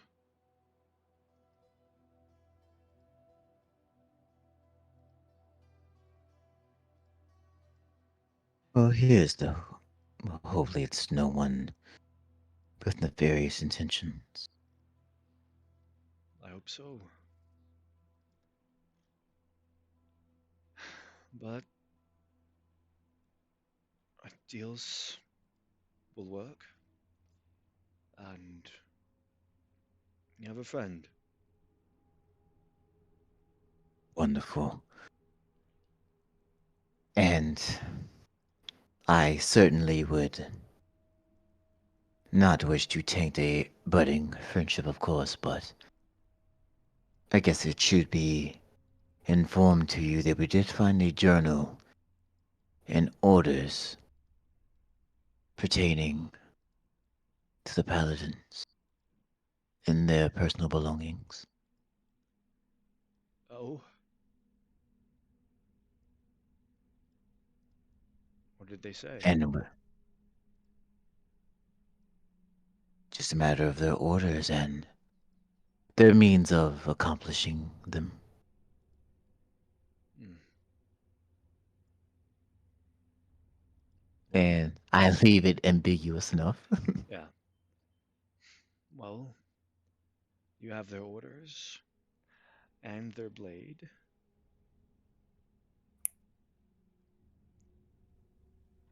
I think we can become good friends, you and I. Of course.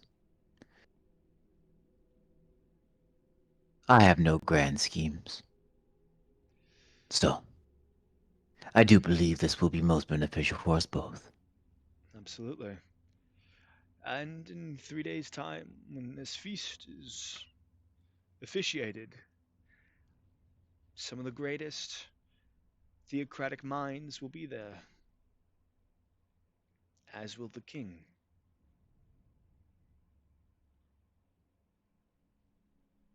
Sounds like quite the gathering. Hopefully, it will be.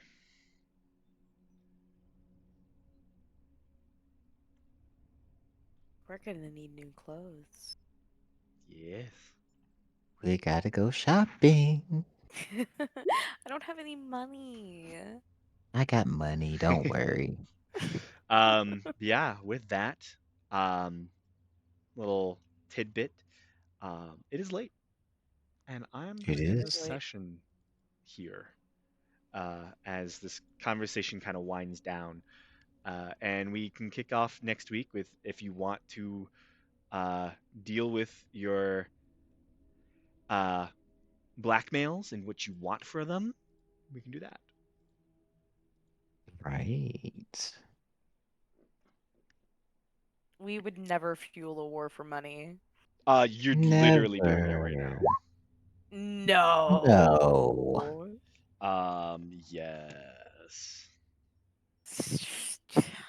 We are Well, I not. think we have different definitions of fueling a war for money. Vastly different.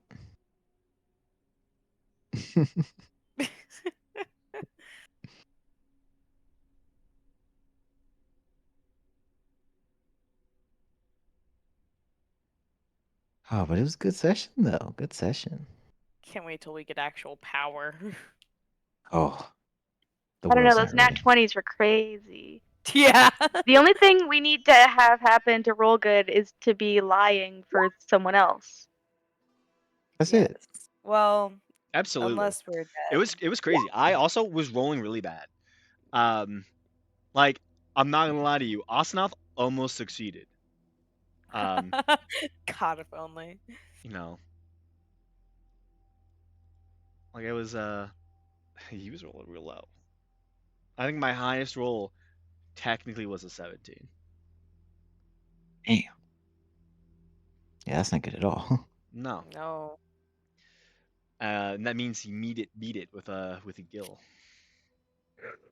Ooh, got lucky. Mm-hmm. There was enough That's lies. There was enough lies that like yeah, I got it. yeah. We kept him on his toes. He could tell Yeah, that no, that you line. didn't know what you were talking about, but again, you were talking about magic that you didn't know about. So I was like, yeah, there's nothing you can do there. Yeah. Yeah. Hey, look, I love the fact that the guild doesn't know anything about magic. Plausible It's cool. deniability. Yep, the I ability don't know. to Maybe lie he's a without lying. warlock. Fuck if I know. What's a warlock? For all he knows, the same thing as the sorcerer. They all do magic. They wave their hands and stuff Exactly. happens. Yeah, also, what's the difference between Ripley as a warlock and Asanoth as a cleric? Exactly. See, y'all talking like It's so similar. it's so Like, it's arguing semantics. exactly, especially because I also have Eldritch Blast. Exactly. You And we see what have I'm the saying? exact same patron. Yeah. We just have like different relationships with him. He That's wants all. one of us. That's the only difference. That's it. Oh man, I'm in love with the new art I got for Ripley though. It's It's so cool. dude, that radical. was so fucking It awesome. is. You He's always make me supposed want. to look really upset by what he's about to do, and I think the artist did very well with that expression. It looks like he's about to cry. Yes. Yeah, he's supposed. Yeah, Yeah. that's exactly what I wanted. It's like he doesn't want to be doing whatever he's about to do. But he's doing it anyway. Yeah, and originally I described his magic as being like smoky, but then it's been more like red presenting the campaign. So I messaged the artist, was like, "Can you actually make it red?" And It they It looks like works he. did. really well, though. It looks like just like undulating blood. Yeah, Yeah. it looks sick as fuck. Listen, when your patron is themed as a red dying star, I'm like, it's gonna be red. Yeah. Yeah.